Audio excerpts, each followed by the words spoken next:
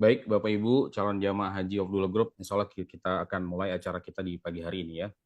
Bismillahirrahmanirrahim. Assalamualaikum warahmatullahi wabarakatuh. Waalaikumsalam warahmatullahi Waalaikumsalam warahmatullahi wabarakatuh, Ustaz. Alhamdulillahi ala ihsani wa syukru lahu ala taufiqihi wa amtinani. Asyhadu alla ilaha illallah wahdahu la syarikalah ta'ziman li sya'ni. Wa asyhadu anna Muhammadan abduhu wa rasuluhu adda ila ridwani. Allahumma sholli alaihi wa ala alihi wa sahbihi wa ikhwani. Alhamdulillah segala puji senantiasa kita panjatkan kehadirat Allah Subhanahu wa taala karena tentu atas segala karunia darinya lah kita semua Allah perkenankan berkumpul di pagi hari yang cerah ini Bapak Ibu. Kalau di kami saya di Pamulang nih cerah nih. Alhamdulillah semoga di tempat Bapak Ibu juga sama semuanya cerah ya. Dan semoga Allah berikan kemudahan bagi kita semua untuk uh, menjalankan ibadah puasa kita di hari ini. Kemudian sholawat serta salam tak lupa kita haturkan kepada junjungan alam Nabi kita yang mulia Nabi Muhammad Sallallahu Alaihi Wasallam beserta para keluarga beliau dan para sahabat beliau tanpa terkecuali. Alhamdulillah yang saya hormati kepada CEO Abdullah Group Bapak Muhammad Hadi Abdurrahman. Alhamdulillah beliau telah hadir di tengah-tengah kita dan kepada Ustadz Abdurrahman Zahir juga yang telah hadir di tengah-tengah kita. Hafizahumullah Ta'ala. Kemudian Bapak Ibu Jamaah Haji Abdullah Group tahun 1446 Hijriah 2025 yang insya Allah dimulakan oleh Ta'ala. Alhamdulillah Bapak Ibu, ini merupakan pertemuan kita keempat ya melalui online, daring. Alhamdulillah nanti rekamannya juga setelah ini akan kami share juga ke Bapak Ibu sebagai arsip. Semoga bisa dimurojaah ya Bapak Ibu ya. Nah, izinkan saya menyampaikan beberapa hal Bapak Ibu. Di pertemuan keempat ini insya Allah nanti akan ada pemaparan materi terkait pemantapan haji Bapak Ibu yang insya Allah dalam beberapa bulan ke depan, tidak lama lagi Bapak Ibu. Insya Allah hari ini Ustadz Abdurrahman Zahir akan menyampaikan bab tazkiyatun nafas Bapak Ibu. Nah ini nanti penjelasan detailnya akan dari Ustadz sendiri, namun sebagai prolog dari kami, bab ini insya Allah penting Bapak Ibu bagi kita semua yang akan melaksanakan ibadah haji. Agar pertama adalah ibadah kita tidak dikotori dengan hal-hal yang mungkin di pertemuan-pertemuan sebelumnya Ustadz juga telah menyampaikan kepada kita. Nah itu sedikit prolog dari saya Bapak Ibu selaku pembawa acara di pagi hari ini. Baik, berikutnya Bapak Ibu, untuk mempersingkat waktu kepada CEO Abdullah Group, Bapak Muhammad Fadi Abdurrahman, SPDI, kepada beliau waktu dan tempat kami persilakan. Ya, terima kasih jazakallahu khairan Pak Miko.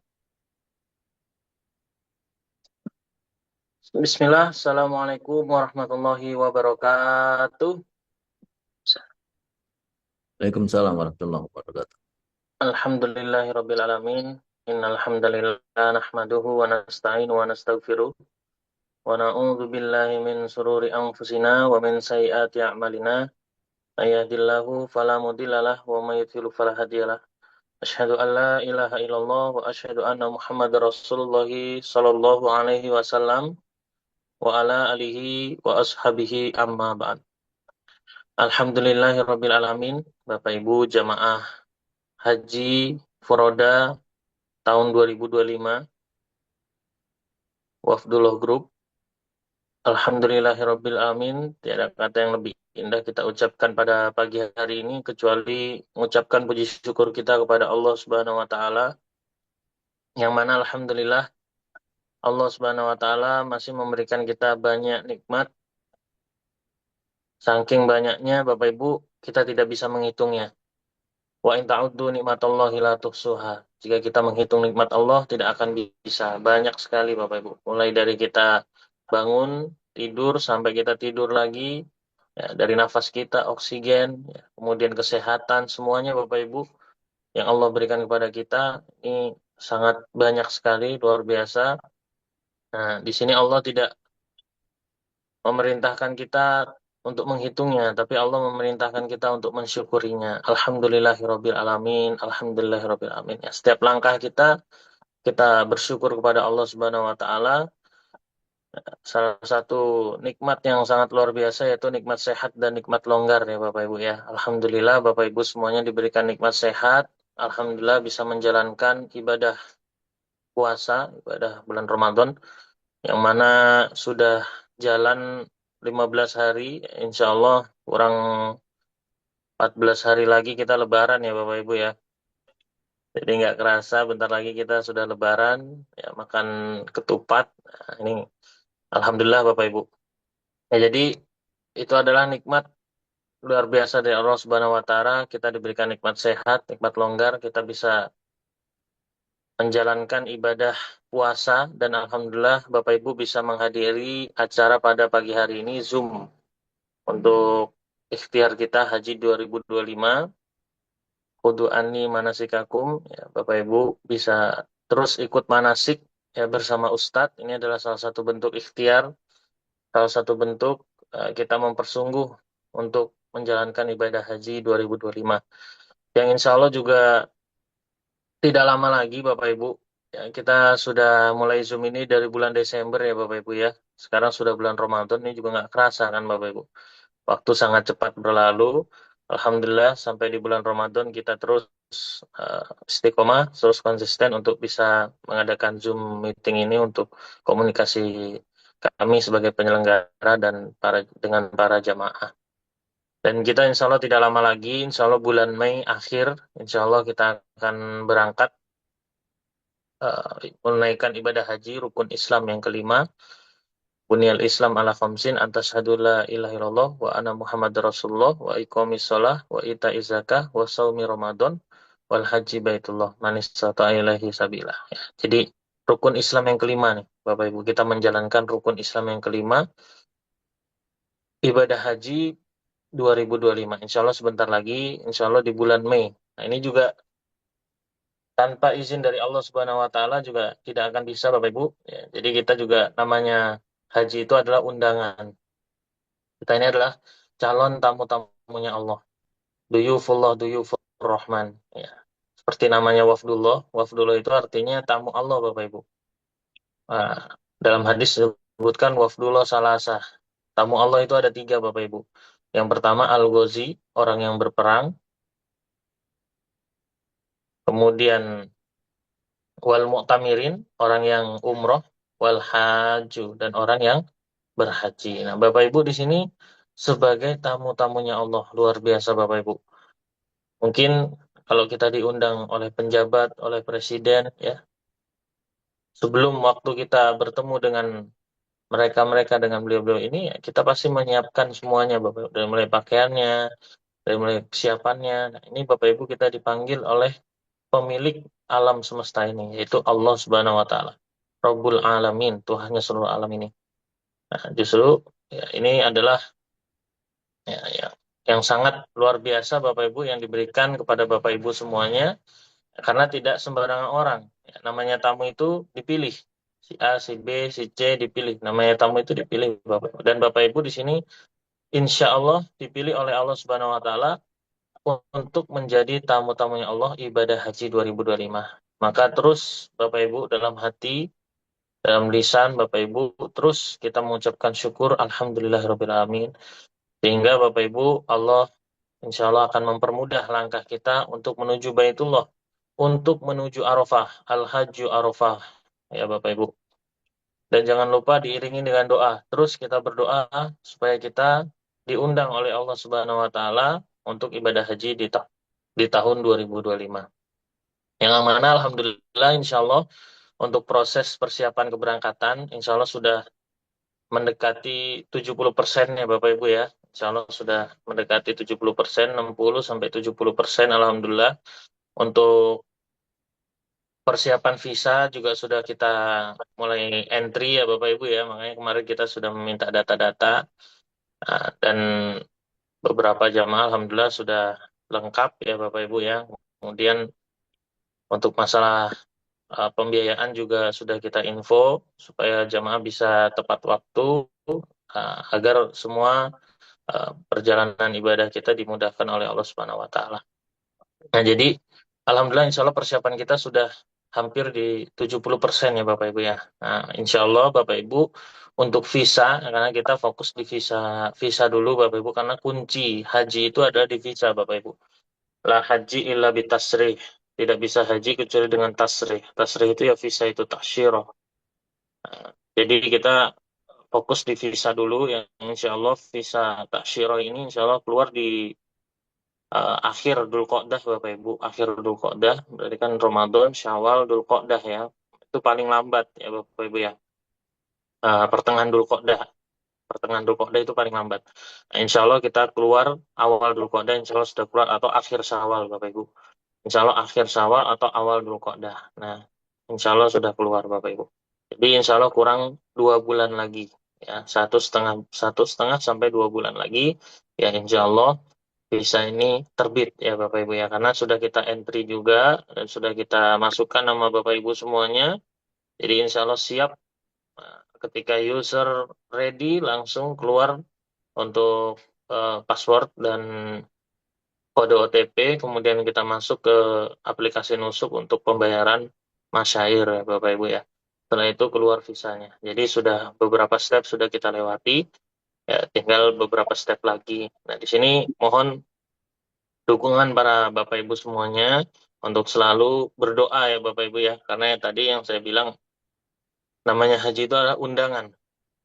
Undangan, ya Allah mengundang Bapak Ibu semuanya dan Bapak Ibu sebagai tamu-tamunya. Ya, jadi terus berdoa. Adapun ikhtiar ya sudah dilakukan ya Bapak Ibu, semuanya sudah dilaksanakan step-stepnya dan insya Allah akhir Syawal atau awal Dzulqa'dah Bapak Ibu sudah bisa mendapatkan kepastian, sudah bisa mendapatkan visa dan kemudian kita insya Allah berangkat di tanggal 22 Mei ya Bapak Ibu ya. Yang mana Alhamdulillah untuk akomodasi tiket juga sudah kita booking ya Bapak Ibu ya. Nah, untuk memastikan kita dapat flight ya Bapak Ibu, karena memang haji tahun ini juga dari Indonesia cukup banyak, sehingga kita ya, memastikan untuk tiketnya juga Bapak Ibu. Ya mungkin Pak Miko bisa di-share gambaran itinerary tentatif, akan saya terangkan. Bapak Ibu, ini itinerary ini sifatnya tentatif Bapak Ibu ya. Kita mengacu pada visa terlebih dahulu yang tadi saya sebutkan, yaitu kita mengacu pada visa. Ketika visa sudah issued ya maka itinerary ini menjadi fix ya Bapak Ibu ya. Gitu. Jadi kita menunggu visa insya Allah akhir Syawal. Akhir Syawal atau awal Dzulqa'dah sudah terbit. Bapak Ibu mohon ditunggu dan kami minta dukungannya terus berdoa ya. Labbaik Allahumma labbaik, labbaik la syarika lak labbaik ya. Innal hamda wan ni'mata laka wal mulk la syarika lak. Terus Bapak Ibu kita berdoa ya, kita talbiyah ya Bapak Ibu ya. Kita minta sama Allah Subhanahu wa taala habis salat ya, kita minta ya Allah semoga kita bisa berhaji di tahun 2025 ini. Nah, ini adalah draft itinerary haji 2025 ya Bapak. Ini sifatnya tentatif. Nah, tapi alhamdulillah untuk tiketnya sudah kita booking ya Bapak Ibu untuk tanggal 22 Mei. Ya insya Allah tanggal 22 Mei atau 24 Dzulqa'dah, ini berarti kan akhir Dzulqa'dah ya Bapak Ibu ya. Di sini insya Allah kita uh, menuju Jeddah yang pakai Saudi, yang pakai transit ya transit nanti ya Bapak Ibu ya. Ini kita tulis satu aja karena masih tentatif. Di sini Saudi Airlines 827, insya Allah sampai Jeddah jam 6.25 ya Bapak Ibu landing di Jeddah, kemudian menuju Madinah pakai kereta cepat, ya, pakai kereta cepat dan ada yang pakai bus. Nah kemudian di Madinah check-in hotel. Nah, di sini sesuai paket yang dipilih ya Bapak Ibu hotelnya. Paket yang platinum, yang silver, yang silver. Kemudian tanggal 23 Mei di Madinah kegiatan bebas, memperbanyak ibadah di Masjid Nabawi. Kemudian tanggal 24 Mei manasik dulu ya. sama. Nanti ke sana. Tati mana? Cuma sehat. Kemudian Bapak Ibu di Madinah sampai tanggal 25 Mei. Ya nanti juga di Madinah insya Allah kita ada ke Kuba ya Bapak Ibu ya. Ada ke Kuba. Kemudian ada yang namanya Raudhah ya Bapak Ibu. Jadi tetap insya Allah nanti kita mendapatkan Raudhah. Mendapatkan juga kita city tour Madinah itu biasa ya Bapak Ibu ya. Mungkin di sini sudah banyak yang umroh. Ya city tour Madinah ya Masjid Kuba, Kebun Kurma, Jabal Uhud dan lain-lain. Nah, kemudian insya Allah tanggal 25 Mei kita check out dari Hotel Madinah menuju Mekah. Nah, disinilah mulai kita niat untuk umroh ya Bapak Ibu, umroh Haji Tamatu. Ya, kita pakai kereta cepat dari Mekah menuju dari Madinah menuju Mekah, baik Platinum maupun Silver ya Bapak Ibu ya. Check in Hotel Mekah, pelaksanaan umroh Tamatu. Ya, nanti kemarin sudah dijelaskan sama Ustadz gimana cara baca niatnya, kemudian nanti Bapak Ibu semuanya akan dibimbing ya. Ada Ustadz Abdurrahman Zahir ya, sebagai pembimbing utama, kemudian ada saya sendiri Bapak Ibu Abdurrahman Fadli. Ya, namanya sama Bapak Ibu ya, Abdurrahman, Abdurrahman Zahir, Abdurrahman Fadli.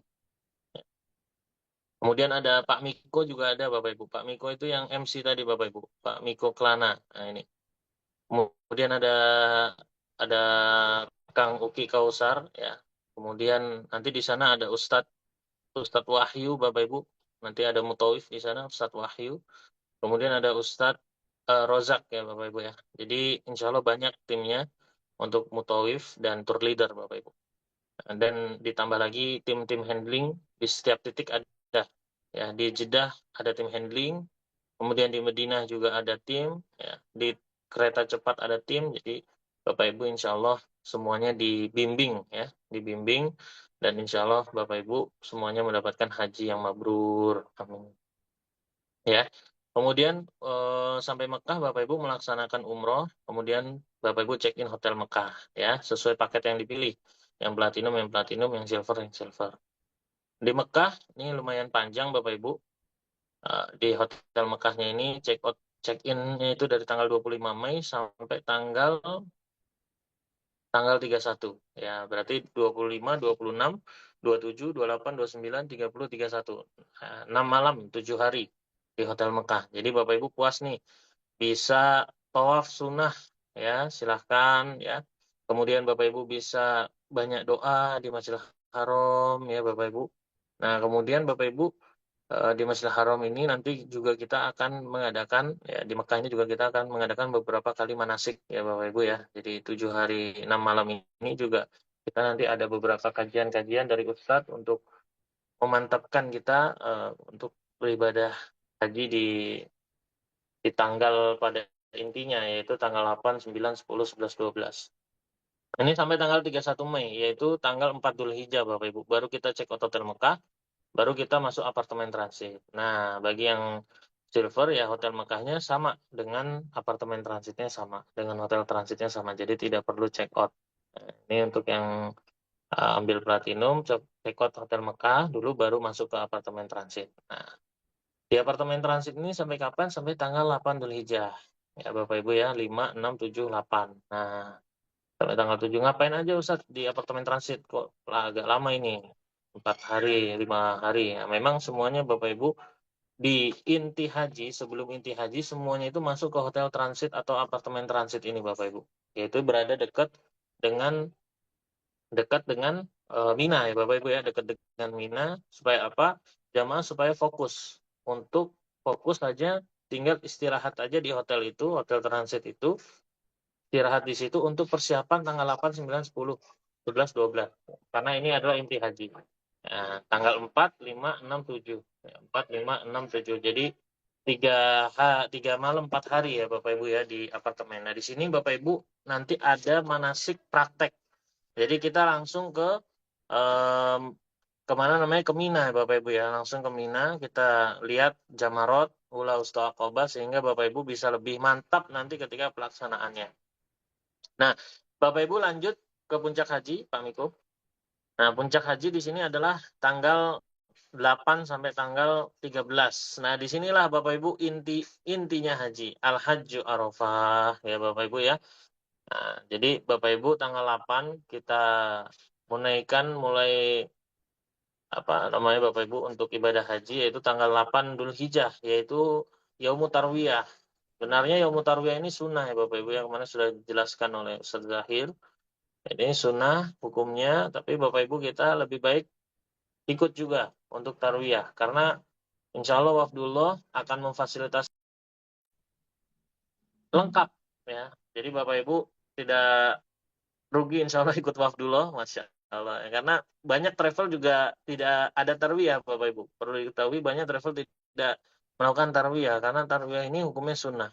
Jadi banyak travel langsung ke Arafah. Ya, jadi tarwiyahnya dilewati. Tapi untuk di wafdullah, ya Alhamdulillah insya Allah kita akan menunaikan ibadah di tarwiyah juga. Nah, jadi tarwiyah ini kita menuju Maktab Mina. Ya Bapak Ibu. Nah disinilah mulai Bapak Ibu start untuk menunaikan niat haji. Labbaik Allahumma hajjan. Nah, disinilah startnya Bapak Ibu melaksanakan haji. Ya, Bapak Ibu sudah memakai ihram, sudah berihram, kemudian sudah berniat labbaik Allahumma haji. Labbaik Allahumma haji. Ya, kemudian tanggal 9 kita wukuf di Arafah. Nah, disinilah intinya Bapak Ibu, Al-Hajju Arafah. Kemudian malamnya kita Musdalifah, tanggal 10. Nah, perlu disepakati juga Bapak Ibu jangan sampai mengira bahwasanya tahun Hijriah itu sama dengan tahun Masehi ya Bapak Ibu. Kalau Masehi mungkin ganti tanggalnya, yaitu setelah jam 12 malam. Tapi kalau Hijriah, ya sesuai dengan kalender Islam, yaitu untuk masuk ke hari berikutnya, itu batasannya adalah maghrib. Jadi ketika tanggal 9 sudah terbenam matahari, maka sudah masuk tanggal 10. Ya, Bapak, sudah ganti hari. Ya, sehingga tanggal 9 ini wukuf Arafah sampai terbenamnya matahari, kemudian ke Musdalifah. Nah, Musdalifah tanggal 10 masuknya.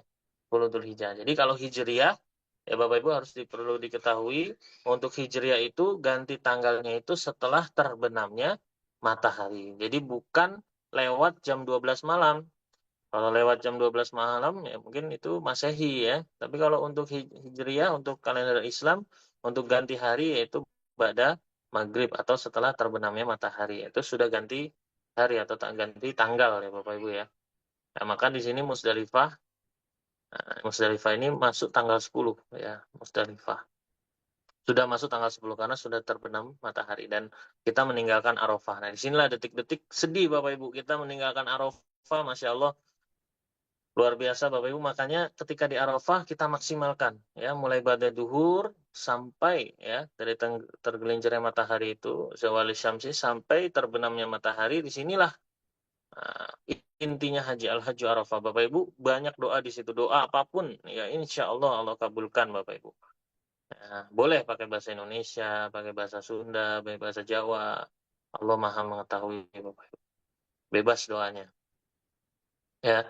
Kemudian tanggal 10, nah di sini paling banyak nih Bapak Ibu. Tanggal 10 ini paling banyak kegiatan ya. Ada Musdalifah, ada Mina, Jumrah Aqabah, Thawaaf Ifadah ya. Ini boleh dibolak-balik ya Bapak Ibu. Boleh Thawaaf Ifadah dulu, boleh Jumrah Aqabah dulu. Atau boleh Jumrah Aqabah dulu, boleh Thawaaf Ifadah dulu. Ya. Seperti keterangan dari Ustadz kemarin ya Bapak Ibu ya. Nah, kalau Thawaaf Ifadah hukumnya rukun ya Bapak Ibu ya. Jadi tidak boleh ditinggalkan dan tidak boleh digantikan seperti wukuf di Arafah. Tapi kalau Jumrah Aqabah ya setelah Thawaaf Ifadah juga boleh Bapak Ibu. Atau Jumrah Aqabah dulu. Tapi insya Allah nanti kita akan melaksanakan Thawaaf Ifadah dulu Bapak Ibu.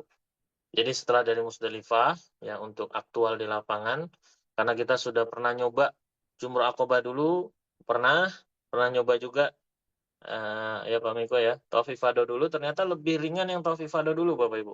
Karena habis dari Musdalifah menuju Masjidil Haram itu insya Allah lebih lenggang Bapak Ibu. Karena semua jamaah, jutaan umat muslim semua langsung larinya ke Mina.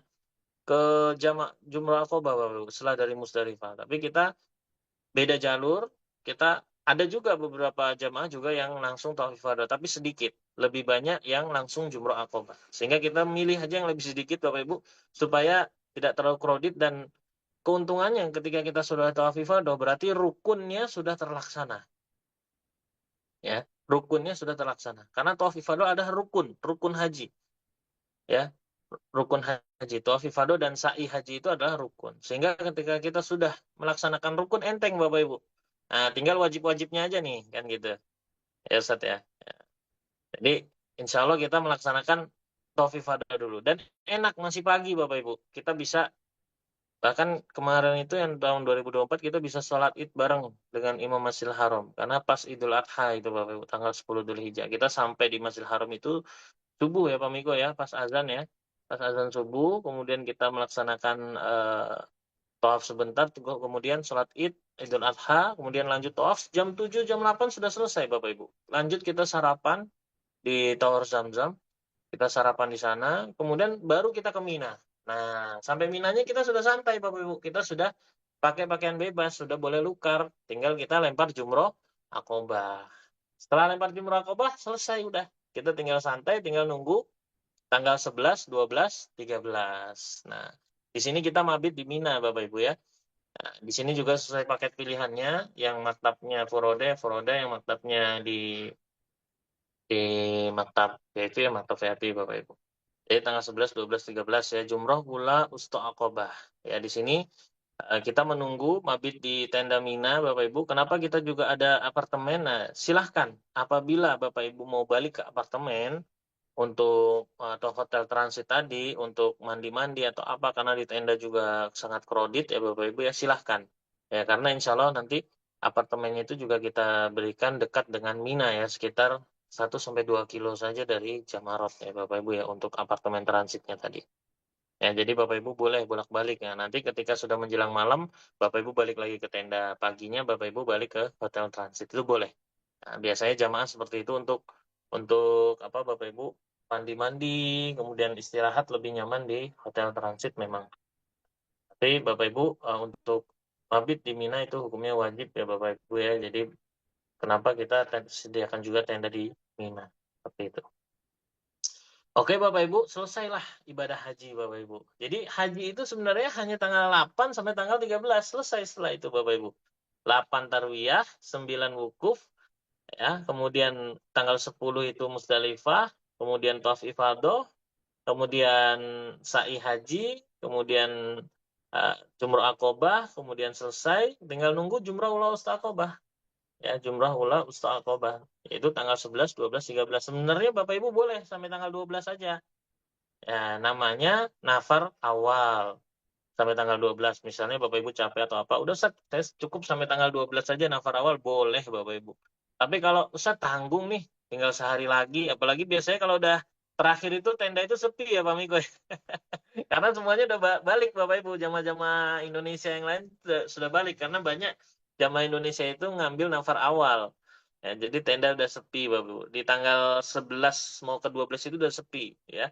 Jadi Bapak Ibu, kalau kami sarankan karena ibadah haji ini ya bisa dibilang seumur hidup sekali Bapak Ibu ya, kenapa enggak sampai tanggal 13 kan gitu Bapak Ibu. Jadi lebih maksimal ya Bapak Ibu ya, nafar sani. Tapi kalau enggak pun nafar sani Bapak Ibu, boleh untuk melakukan nafar awal sampai tanggal 12 Dzul Hijjah. Gitu ya Bapak Ibu ya.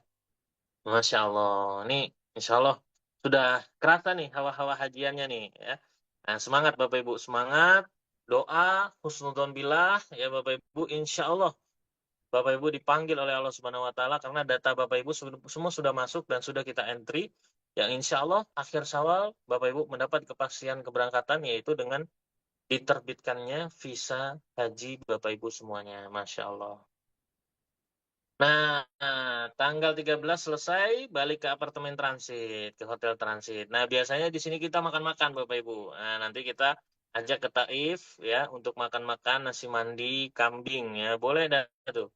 Nah, silakan makan kambing bakar, nasi mandi ya. Insya Allah nanti kita sediakan Bapak Ibu untuk kita ya sedikit seremonial istilahnya.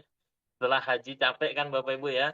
Jadi kita merayakan ya, Alhamdulillah, wujud syukur kita ya, Alhamdulillah nanti kita bisa jalan-jalan ke Taif dan kita makan-makan di Taif ya Bapak Ibu ya. Setelah kita berjuang ya di tanggal 8 sampai tanggal 13 Dzulhijjah. Nah ini. Nah, tanggal 15-nya ya atau tanggal 11 Juni kita langsung balik Bapak Ibu. Nah, langsung balik. Jadi nggak nunggu-nunggu lagi ya, karena memang semuanya sudah terlaksana, sudah ke Madinah, sudah ke Mekah, sudah ke Mina, sudah ke Musdalifah, sudah ke Arafah, semuanya sudah dilaksanakan. Jadi tinggal balik kanan menuju Indonesia. Nah, Ustadz, untuk teknis-teknis, misalnya jamaah mau beli oleh-oleh atau apa, insya Allah kita bantu Bapak Ibu. Bapak Ibu mau beli oleh-oleh di Saudi, kirim ke Indonesia, insya Allah kita bantu. Ada kemarin banyak yang pakai kantor pos ya Pak Migo ya. Jadi Bapak Ibu biar nggak over bagasi itu nanti boleh tuh jamaah nanti beli ya oleh-oleh di sana ya. Biasanya kan setelah pulang haji kan bagi-bagi oleh-oleh ya Bapak Ibu boleh. Gampang lah itu teknis ya Bapak Ibu. Yang paling penting adalah tadi ya Bapak Ibu ya, kita berdoa untuk visanya Bapak Ibu. Adapun yang tadi yang lain-lain itu sifatnya semuanya tentatif ya Bapak Ibu ya. Seperti itu. Yang paling penting adalah visanya dulu kita keluar ya. Nah, di sini baru kepastian haji Bapak Ibu bisa dipastikan pasti berangkatnya insya Allah. Nah, kita tinggal tunggu akhir Syawal ya, insya Allah kita segera kabari ketika visa keluar langsung kita kirim ke Bapak Ibu semuanya dan langsung Bapak Ibu melakukan pelunasan dan insya Allah siap berangkat untuk menuju Baitullah di tanggal 22 Mei ya Bapak Ibu. Insya Allah itu yang bisa kami sampaikan. Ya, jadi tanggal 11 Juni kita sudah balik, jadi totalnya 21 hari ya, 21 hari. Dari tanggal 22 Mei sampai. Nah juga nanti Bapak Ibu, kita sebenarnya ya berangkatnya nggak pas tanggal 22, kita tanggal 21 juga sudah di Jakarta, karena kita ada manasik dulu H-1 sebelum keberangkatan. Biasanya seperti itu Bapak Ibu. Kita adakan dulu di Hotel Transit Jakarta, biasanya di 101 ya Bapak Ibu ya. Nah, tapi itu sifatnya tentatif. Nanti kita kabari lebih lanjut lagi ya. Ketika nanti visa sudah keluar, baru kita share schedule fixnya. Nah, ini sebagai gambaran aja, sebagai gambaran kita berikan informasi ini.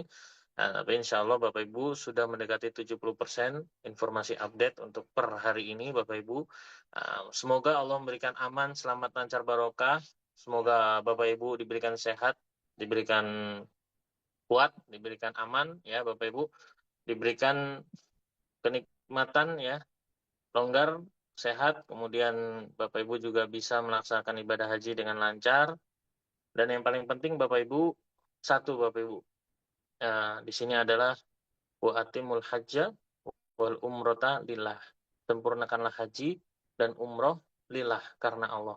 Jangan sampai ibadah haji ini yang sangat berat perjuangannya ya, baik waktu, tenaga, materi ya, rusak cuman gara-gara Bapak Ibu tidak niat karena Allah ya. Karena niat karena Allah ini sangat penting. Di sini kunci diterimanya ibadah kita, mabrur atau enggak ya Bapak Ibu. Jangan sampai hanya pengen dipanggil Pak Haji, Bu Haji ya. Jangan sampai Bapak Ibu, karena ibadah haji ini sangat berat ya, baik pengorbanan secara fisik, tenaga ya, mental, kemudian waktu, kemudian materi, banyak banget Bapak Ibu. Ya, maka dari itu Allah Subhanahu wa taala memberikan pahala. Al-hajju mabrur laisa lahu jazaun illal jannah. Tidak ada balasan yang pantas bagi haji yang mabrur kecuali surga. Nah, berapa hari di surga? Khalidina fiha abada. Kekal selama-lamanya. Khuludun wala mautun, kekal dan tidak akan mati Bapak. Tidak ada batasannya di surga. Kenikmatan ya, kenikmatan dan kenikmatan. Itulah surga Bapak Ibu. Kalau di dunia ada batasannya. Ya, umur kita aja ya antara 60 sampai 70 tahun aja maksimal. Umri umati baina sitin wa sab'ina sanah. Ya, umurnya umatku Nabi antara 60 sampai 70 tahun. Di atas 70 tahun ya sudah ukhro ya, ukhro itu sudah lebihan dari Allah Subhanahu wa taala. Bahkan kemarin jamaah kami yang umroh Ramadan ini meninggal Bapak Ibu umur 17 tahun. Nah, dimakamkan di Ma'la, disolatkan di Masjidil Haram, Masya Allah. Baru umur 17 tahun, umrohnya bersama bapak ibunya. Ketika berangkat itu saya lihat beliau ini sehat-sehat aja Bapak Ibu. Ya, qadarullah ya, setelah umroh di Mekah itu kemudian demam sehari aja Bapak Ibu, besoknya meninggal. Nah, inilah dunia Bapak Ibu. Dunia itu hanya sementara. Ketika sudah meninggal ya udah, semua ditinggalkan Bapak Ibu, nggak ada. Di kuburan kita bawa mobil kita, rumah kita, bahkan orang terdekat kita, anak istri kita juga meninggalkan kita semua. Yang bersama kita hanyalah amalan kita Bapak Ibu. Nah, inilah gambaran dunia Bapak Ibu. Nah, jadi ada batasannya dunia itu Bapak Ibu. Nggak tahu umur kita sampai kapan. Wa mata dari nafsum mada taksibu goda. Wa mata dari nafsum bi ayi ardin tamut. Nah, kita bahkan besok aja kita nggak tahu Bapak Ibu. Bahkan nanti sore aja kita nggak tahu. Dan kita nggak tahu di bumi mana kita dikebumikan. Seperti itu Bapak Ibu, sedikit motivasi, sedikit teknis dari kami sebagai penyelenggara Wafdullah Travel. Semoga Bapak Ibu sehat selalu. Nah ini yang hadir banyak banget nih ya. Masya Allah. Ada berapa ini? Ada 43 ya. Kalau satu usernya dipegang, yang hadir 2 orang berarti sudah 84. Untuk informasi Bapak Ibu, Alhamdulillah jamaah kita sudah 100 ya Bapak Ibu ya. Sudah ada 100 jamaah. Sama panitia itu 102. Insya Allah kita close di 120, 100, ya insya Allah 120 Bapak Ibu kita close. Ya, jadi insya Allah cukup 3 bis saja, satu bis sekitar 40 sampai 45 jamaah. Alhamdulillah sudah ada 102 jamaah bersama panitia, Ustadz Abdurrahman Zahir, saya dan Pak Miko. Oke Bapak Ibu, insya Allah seperti itu yang bisa kami sampaikan. Ya, Alhamdulillah terima kasih yang sudah hadir. Ya, 42 user. Nah, ini kalau dikali 2 sudah 84 ya. Berarti yang hadir 84 jamaah lah kira-kira ya Bapak Ibu. Kira-kira seperti itu. Karena ada yang satu keluarga, ada yang 3 orang, ada yang bahkan ada yang 5 orang gitu ya. Seperti itu. Oke Bapak Ibu, itu yang bisa kami sampaikan. Jazakumullah khairan. Insya Allah saya juga akan menemani Bapak Ibu 24 jam di ibadah haji tahun 2025. Jadi jangan khawatir. Insya Allah kita dampingin Bapak Ibu semuanya. Jazakumullah khairan. Akhirul kalam. Assalamualaikum warahmatullahi wabarakatuh. Waalaikumsalam warahmatullahi wabarakatuh. Baik, terima kasih kepada Bapak Muhammad Ali Abdul Rahman selaku CEO Wablu Group. Alhamdulillah Bapak Ibu, kita lanjut ke sesi berikutnya yaitu pemaparan materi. Insya Allah dari Ustadz Abdurrahman Zahir, Hafizahullah Ta'ala. Kepada beliau waktu dan tempat kami persilahkan. Bismillahirrahmanirrahim. Assalamualaikum warahmatullahi wabarakatuh. Innal hamdalillah nahmaduhu wa nasta'inuhu wa nastaghfiruh wa na'udzu billahi min shururi anfusina wa sayyiati a'malina. Man yahdihillahu fala mudilla lahu wa man yudlilhu fala hadiya lahu. Asyhadu an la ilaha illallah wahdahu la syarika lahu wa asyhadu anna Muhammadan 'abduhu wa rasuluh. Safiyuhu min khalqihi wa khaliluhu adda al-amanah wa balagha ar-risalah wa nasaha lil-ummah wa kashafa Allahu bihi al-ghummah wa jahada fillahi haqqa jihadihi hatta ataahu al-yaqin. Tarakana 'ala mahajjatin bayda'a layluha kanahariha la yazighu 'anha illa halik. اللهم صل وسلم وزد وبارك وانعم وكرم ومجد على عبدك ورسولك محمد صلى الله عليه وعلى آله وصحبه وسلم. فقال عز من قائل يا أيها الذين آمنوا اتقوا الله حق تقاته ولا تموتن إلا وأنتم مسلمون. وقال عز وجل يا أيها الذين آمنوا اتقوا الله وقولوا قولا سديدا يصلح لكم أعمالكم ويغفر لكم ذنوبكم ومن يطع الله ورسوله فقد فاز فوزا عظيما. Amma ba'd. Bapak Ibu yang dirahmati Allah Subhanahu wa taala, pada manasik hari ini beberapa hal yang mungkin teknis sudah kami jelaskan kemarin-kemarin mengenai tata cara dalam berfikih ketika fikih haji. Maka kami pada kesempatan kali ini lebih menekankan pada tema-tema tentang hati, tema-tema tentang tazkiyatun nafas di dalam ibadah ini.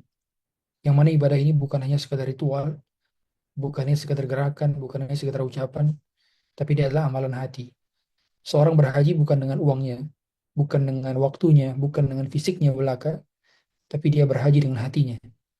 Maka bekal utama yang perlu dipersiapkan untuk bisa mendapatkan haji yang mabrur, umrah yang mabrurah, perjalanan yang mulia, yang keindahan haji ini tidak dapat tergambarkan oleh kata-kata.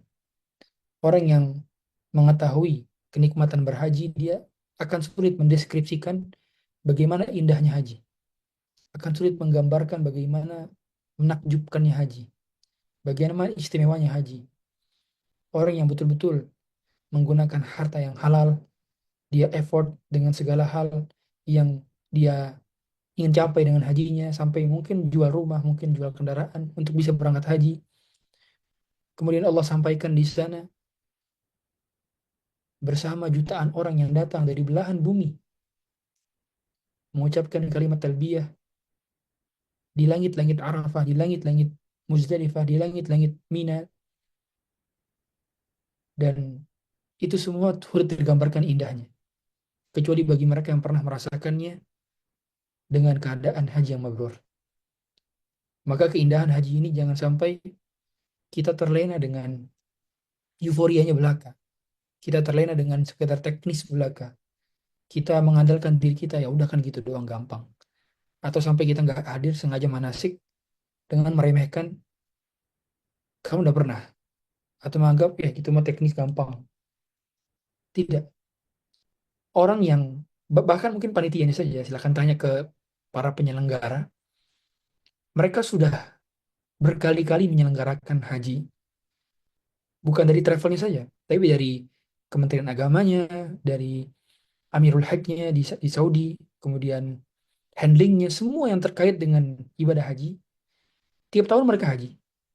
Tapi begitu mempersiapkan ini, begitu hari haknya, seperti layaknya baru pertama kali menghadapi haji. Silakan tanya. Dan demikian rata-rata kami mengobrol dengan kawan-kawan, mereka seperti pertama kali baru haji lagi.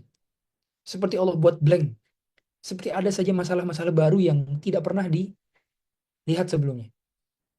Maka ini Allah sedang ajarkan kepada kita kekuatan tawakal. Allah ingin ajarkan kepada kita kekuatan bersabar. Allah ingin ajarkan kepada kita kekuatan pasrah. Bahwa dalam kondisi ibadah, justru titik pasrah kita harus lebih ditingkatkan. Puncak-puncaknya pasrah adalah tatkala kita beribadah. Bukan tatkala kita bekerja, bukan tatkala kita mencari nafkah. Bukan hanya itu saja. Titik pasrahnya adalah ketika kita beribadah. Maka orang nih, ketika berhaji, dia nggak bisa mengandalkan pengalaman. Tanyakan kepada handling, kepada syarikah, kepada travel yang sudah siap tahun haji dan menangani jemaah haji, ada saja perkara-perkara baru yang tidak mereka dapati sebelumnya dari masalah-masalah. Karena memang demikian, cara Allah menyuruh kita untuk pasrah. Cara Allah menyuruh kita untuk banyak berdoa. Cara Allah menyuruh kita untuk banyak menggantungkan diri kepadanya. Dengan cara pasrah. Sehingga awal daripada ibadah itu adalah pasrah. Pasrah. Apa makna Islam? Pasrah. Makna Islam adalah pasrah, surrender. Kita pasrah, taslim, menyerahkan segala urusan kepada Dia yang menyuruh kita beribadah. Sehingga untuk bisa mendapatkan experience yang luar biasa dari haji ini, yang mungkin air mata itu sampai tidak bisa berhenti menangis. Dari sejak awal perjalanan sampai akhir. Di setiap sesinya ada saja tangisan, ada saja mata yang basah, ada saja pipi yang berlinang air mata. Karena saking indahnya haji. Jadi bukan ibadah yang sederhana, bukan ibadah yang sederhana. Semua keadaan akan dikumpulkan di dalam satu sesi ibadah, yaitu ibadah haji.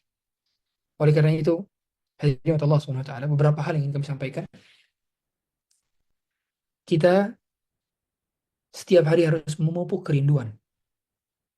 Pertama, kami katakan kita setiap hari harus memupuk kerinduan untuk pergi haji. Meskipun nama kita sudah terdaftar di travel, tapi nggak ada jaminan Bapak Ibu. Nggak ada jaminan Bapak Ibu akan sehat pada hari H. Nggak ada jaminan Bapak Ibu akan sanggup berjalan pada hari H. Nggak ada jaminan bahkan Bapak Ibu bisa hidup pada hari H. Ini bukan saya nakut-nakutin, bukan. Tapi saya ingin ajarkan kepada kita semua bahwa kita ini nggak ada yang bisa mengandalkan kemampuan kita. Kita nggak ada yang bisa mengandalkan kesehatan tubuh kita sekarang. Kita nggak ada yang bisa mengandalkan itu semua. Semuanya adalah keajaiban dari Allah Subhanahu wa Ta'ala. Hari-hari kita adalah keajaiban dari Allah. Maka pada hari ini kita semua harus memupuk kerinduan. Kerinduan sebagaimana kerinduan Nabi Ibrahim. Kerinduan yang didoakan oleh Nabi Ibrahim. Kalau di antara kita tidak ada yang rindu kepada Ka'bah, tidak ada yang rindu kepada Baitullah, tidak ada yang rindu kepada Masjidil Haram, tidak ada yang rindu kepada Arafah, tidak ada yang rindu kepada Muzdalifah, tidak ada yang rindu kepada Mina, ada yang salah di hati kita. Ada yang salah. Karena kerinduan itu sudah pasti Allah berikan kepada hati orang beriman. Berarti dipertanyakan keimanan kita. Mengapa kita tidak merindukannya? Maka harus ada pupuk kerinduan itu. Sampai membuncah pertemuan kita di sana, di tempat yang paling Allah ridhoi, di alam semesta, tempat pusatnya hidayah, tempat di mana Allah turun nantinya ke langit dunia dan mengatakan, "Wasyhadu anni qad ghafartu lahum."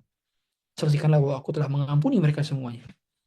Tempat Arafah, tempat di Mina, tempat di Muzdalifah, tempat-tempat yang Allah ridhoi dari setiap melempar jamarat, tempat perjalanan kita dari Mina ke Jamarat, tempat di mana kita hanya beralaskan tikar saja di bawah langit di Muzdalifah.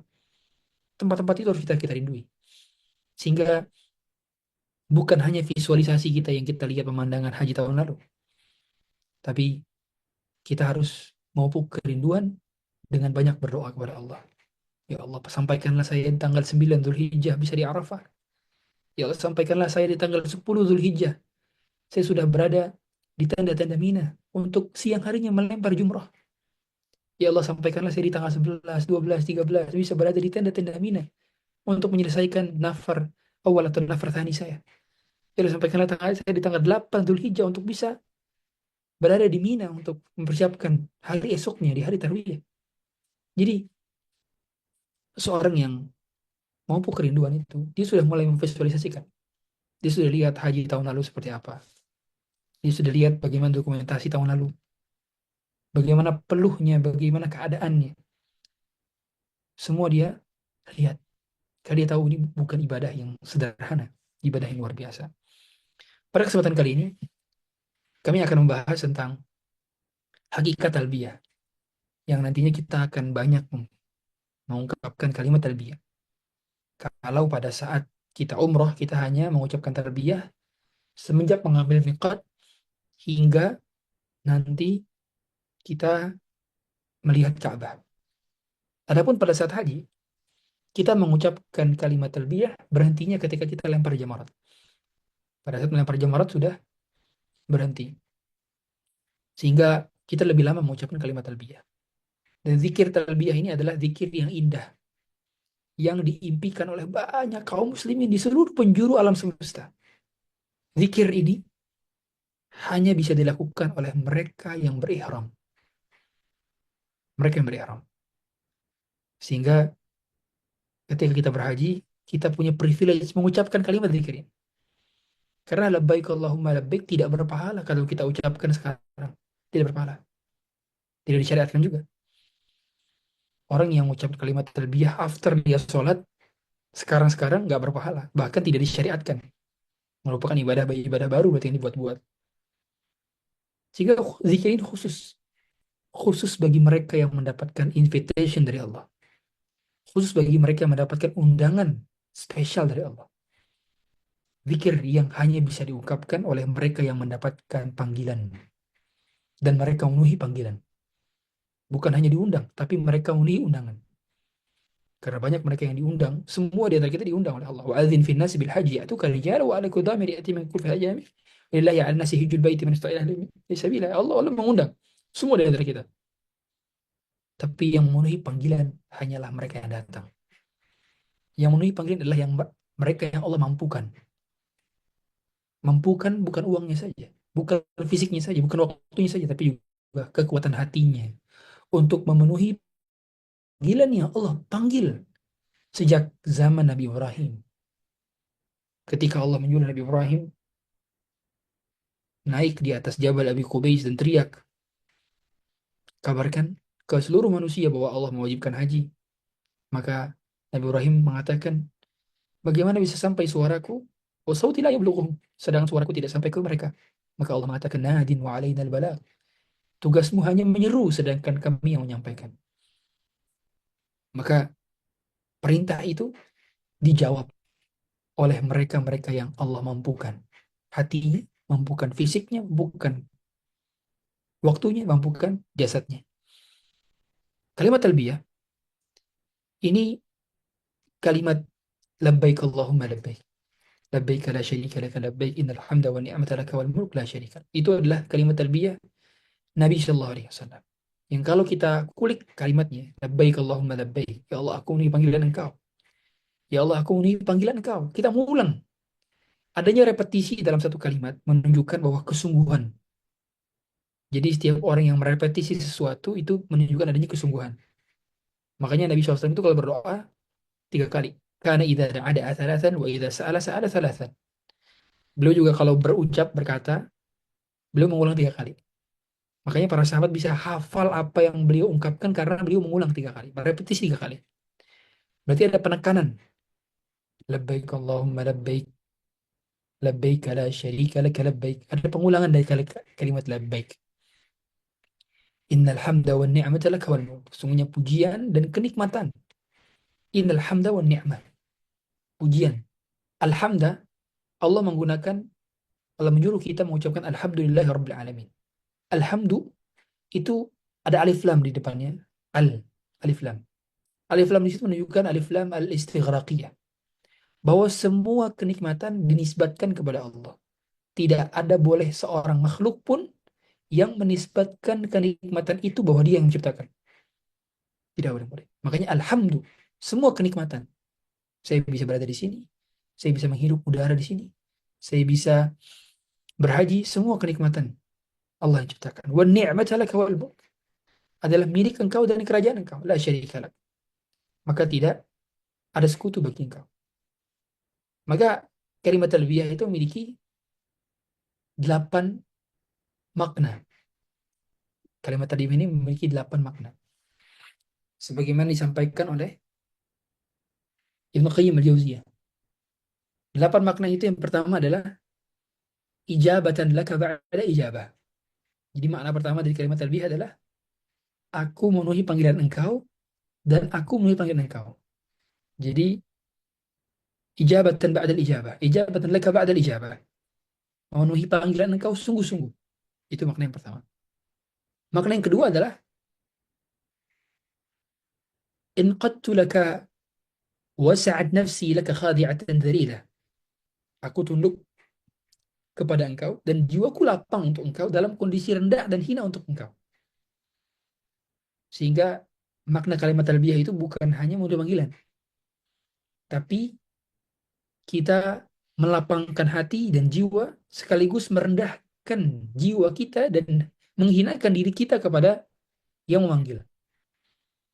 Jadi nggak ada istilahnya orang ketika berangkat haji mengucapkan kalimat talbiyah tapi dia sombong. Tapi dia menganggap bahwa ini kan hasil usaha saya semua. Saya bisa berangkat haji karena saya nabung. Saya bisa berangkat haji karena saya jual rumah. Saya bisa berangkat haji karena saya dapat bonus. Saya dapat berangkat haji karena saya dapat warisan. Enggak. Dia tidak menyandarkan bisanya berangkat haji gara-gara asbab itu. Enggak. Ya itu betul, itu menjadi sebab. Tapi dia tidak menyandarkan itu kepada sebabnya. Dia menyandarkan kepada yang menciptakan sebab. Al-Musabbib, yaitu Allah Ta'ala. Maka orang ketika mengucapkan kalimat talbiyah, dia harus dalam kondisi hatinya lapang, hatinya bahagia, hatinya bersuka cita. Sekaligus dia menghinakan diri di satu kondisi yang sama. Menghinakan diri kepada Allah. Ya Allah, saya banyak dosa ya Allah. Ya Allah, saya bergelimang dosa ya Allah. Tapi Engkau panggil ya Allah. Kok bisa ya Allah? Kok bisa orang seperti saya Engkau panggil? Di antara miliaran manusia yang hidup saat ini. Tahun ini adalah hamba yang Allah panggil. Dihadirkan dalam hati. Perasaan menghinakan diri. Perasaan bahwa diri ini gak pantas. Kok bisa? Saya yang dipanggil, kok gak bisa? Banyak hamba-hamba yang lebih baik daripada saya. Sholatnya lebih khusyuk daripada saya. Sedekah lebih banyak daripada saya. Waktunya lebih lapang daripada saya. Hartanya lebih melimpah daripada saya. Tapi mengapa saya yang Engkau pilih ya Allah? Perasaan tidak percaya diri itulah yang membuat kita bergetar. Dan sekujur tubuh nantinya akan merinding. Ketika mengucapkan kalimat talbiyah. Dan itu harus dipersiapkan. Perasaan itu harus dipersiapkan. Dan dia nggak muncul secara tiba-tiba. Nggak muncul secara tiba-tiba. Dia muncul dari pengkondisian beberapa bulan sebelumnya. Bahkan beberapa tahun sebelumnya. Conditioning. Kita tahu motor itu tidak akan bisa berjalan secara maksimal kalau tidak dipanasin. Ramadan makanya ada 2 bulan sebelum Ramadan. Ada bulan haram yang sebelum Ramadan. Bulan Rajab dan bulan Syaban. Sholat aja ada qobliyahnya. Yaitu qobliyah subuh, qobliyah zuhur. Ada qobliyahnya. Apa makna qobliyah itu? Untuk conditioning. Maka kita butuh hadirkan perasaan itu dari hati. Perasaan bahwa kita ini nggak pantas. Perasaan bahwa kita ini nggak percaya diri. Perasaan bahwa diri kita ini hina. Dan perasaan bahwa kita ini bahagia dipanggil. Kita kita harus suasanakan hati kita, kita ini seperti pendosa-pendosa yang ulung, yang datang ke sana agar Allah ampuni dosa kita semua. Dalam keadaan nol kembali dosa. Dalam keadaan tidak memiliki dosa lagi. Seperti baru keluar dari perut ibu kandung. Itu yang harus kita hadirkan. Maka semua di antara kita tidak boleh percaya diri. Tapi kita percaya kepada Allah. Bukan percaya kepada diri sendiri. Percaya kepada Allah. Bahwa saya tidak mampu kecuali Allah yang mampukan. Saya tidak bisa kecuali Allah yang bisakan. Itu makna kedua tentang talbiyah. Makna ketiga talbiyah adalah ana muqimun ala ta'atika munazimun laha. Makna ketiga dari talbiyah adalah aku senantiasa tetap dalam ketaatan kepada engkau dan selalu melazimi ketaatan itu. Jadi orang yang bertalbiyah itu dia bukan ketaatannya bukan cuman temporer, tapi dia dari sejak awal dia mengucapkan kalimat labbaika, maka dia selalu menjaga ketaatan itu. Aku senantiasa berada di ketaatan sampai nanti selesai ibadah ini. Dan terus sampai aku meninggal dunia. Ana muqimun ala ta'atik wa munazimun laha. Itu harus dihadirkan. Komitmen kita untuk bisa selalu taat. Komitmen. Kita tahu, kita tertatih dengan dosa-dosa kita. Kita tertatih dengan kondisi di mana iman kita naik turun. Kita tertatih dengan kondisi istiqomah kita yang naik turun. Nggak ada di antara kita yang bisa istiqomah secara maksimal. Nggak ada. Semua, bahkan semua manusia nggak ada yang bisa istiqomah maksimal. Karena Nabi mengatakan istaqimu wa lan tuhsu. Tapi kita berkomitmen untuk bisa istiqomah. Berkomitmen untuk bisa berada di ketaatan terus-menerus. Dan itulah cara nantinya agar Allah pertahankan ketaatan dalam hati kita. Makna keempat dari kalimat talbiyah adalah muwajihatuka bima tuhibbu mutawajjihun ilaik. Aku menghadap dan menuju kepada engkau dengan segala yang kau cintai. Jadi ketika kita mengucapkan kalimat talbiyah, harus ada hadir perasaan bahwa kita ini datang dengan segala apa yang Allah cintai. Artinya apa? Allah mencintai yang baik. Allah tidak membenci, Allah tidak mencintai yang buruk. Innallaha thayyibun la yaqbalu illa thayyiban. Innallaha jamilun yuhibbul jamal. Allah indah dan menyukai keindahan. Maka seseorang yang mengucapkan kalimat talbiyah, dia itu menghadirkan, ya Allah, harta yang saya bawa untuk bisa sampai ke sini adalah harta halal, ya Allah. Harta halal. Tidak ada harta haram sedikit pun. Bukan harta gratifikasi, bukan harta korupsi, bukan harta riba. Dia datang ke situ dengan harta halal. Jadi dia harus menghadirkan labbaika ya Allah, aku datang ke sini dengan menggunakan harta halal. Travel yang aku gunakan adalah travel yang halal, dalam artian biaya-biaya yang halal.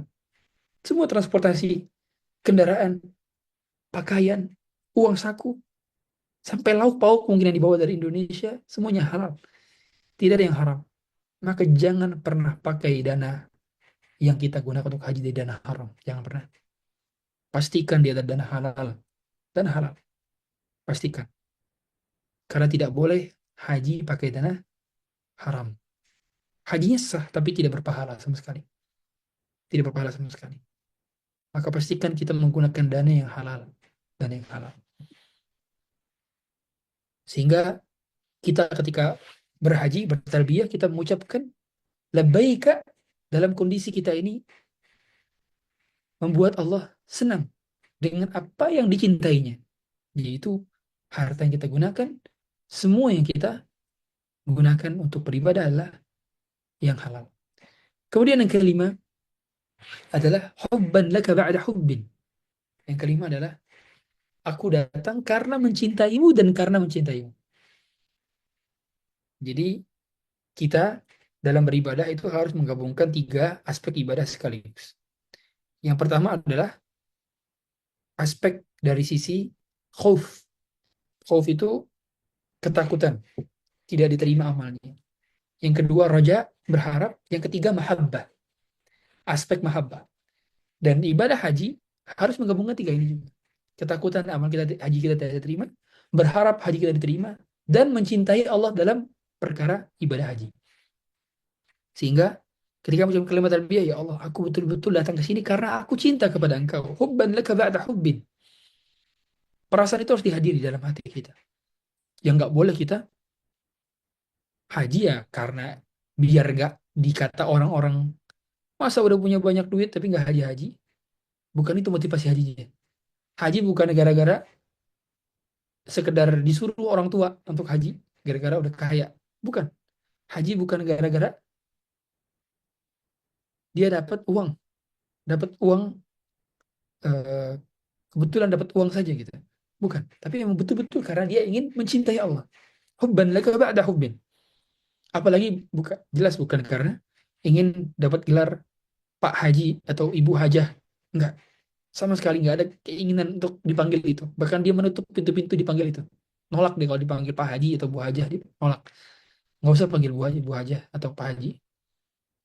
Saya dipanggil nama aja biasa. Dia menutup pintu celah itu. Karena dia tahu bahwa itu bisa membuka pintu ria. Pintu yang paling terbesar dalam pintu ria adalah pintu ibadah haji dan umroh. Sayang sama Habib. Jadi pintu terbesar yang paling memungkinkan seseorang untuk bisa ria itu adalah pintu haji dan umroh. Gampang banget untuk bisa bisa ria itu dari pintu ini. Maka dia berusaha menutup pintu celah-celah itu. Dia berusaha untuk menjaga jangan sampai dia ini niatnya salah. Sehingga dia menutup pintu-pintu celah untuk tidak dipuji oleh orang karena dia berhaji dan berumrah. Kemudian yang keenam adalah akhlastu lubbi wa qalbi lak. Aku memurnikan hatiku dan pikiranku hanya untuk Engkau. Sehingga dalam setiap prosesnya, sejak awal dia berangkat sampai beres, tidak ada yang dipikirkan kecuali bagaimana Allah ridho kepada saya. Bagaimana ridho Allah bisa saya dapat. Itu makna daripada akhlas lubbi wa qalbi lak. Semua aktivitasnya adalah memikirkan Allah. Sejak awal. Dia tidak memikirkan perkara-perkara duniawi. Udah ditinggalkan semuanya dunia. Makanya kalau bisa, sejak awal berangkat, tidak perlu ada perbincangan-perbincangan duniawi. Tentang bisnis, tentang pekerjaan. Hentikan pembicaraan selain Allah. Karena ini waktunya kita untuk Allah. Kita di sini sudah terlalu banyak perbicaraan tentang dunia. Maka dalam kondisi kita berhaji, lebih-lebih lagi kita butuhkan adalah mengikhlaskan hati kita sepenuhnya untuk Allah. Yang ketujuh, makna talbiyah adalah fi halin wasi'atin munsyarahis sadar. Aku menentangi engkau dalam kondisi hati yang lapang. Sehingga dia dalam kondisi hati yang senang, bahagia, bersuka cita. Dia tenang sekaligus. Dia nggak memendam rasa dengki kepada orang. Nggak menendam-dendam juga atau pengen balas dendam kepada orang. Nggak. Dia nggak ada tujuan untuk biar orang ini bungkam dengan ibadah dia. Nggak ada niat untuk itu. Lapang. Sehingga orang semacam ini, himpitan-himpitan yang terjadi dari setiap problem-problem yang akan didapatinya ketika haji, mulai dari desak-desakannya, ada hak yang terambil misalnya, dia tahu bahwa dia datang kepada Allah itu dengan munsyarah sadar, dengan ada yang lapang. Karena yang mengundang adalah Allah, yang memberikan fasilitas adalah Allah. Tenda-tenda di Mina itu Allah yang memberikan fasilitasnya. Sehingga ketika ada hak yang dia terambil, berarti itu bagian daripada tanda Allah sedang menguji kesabaran dia. Dan dia munsyarah sadar. Ladanya lapang. Dia tidak memiliki dendam sedikit pun kepada makhluk Allah yang lain. Bahagia, dadanya lapang.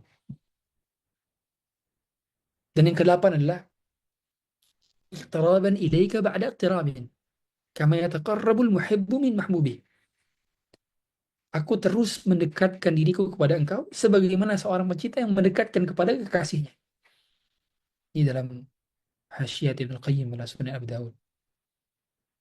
Jadi dirinya ketika mengucapkan kalimat talbiyah, dia selalu mendekat kepada Allah.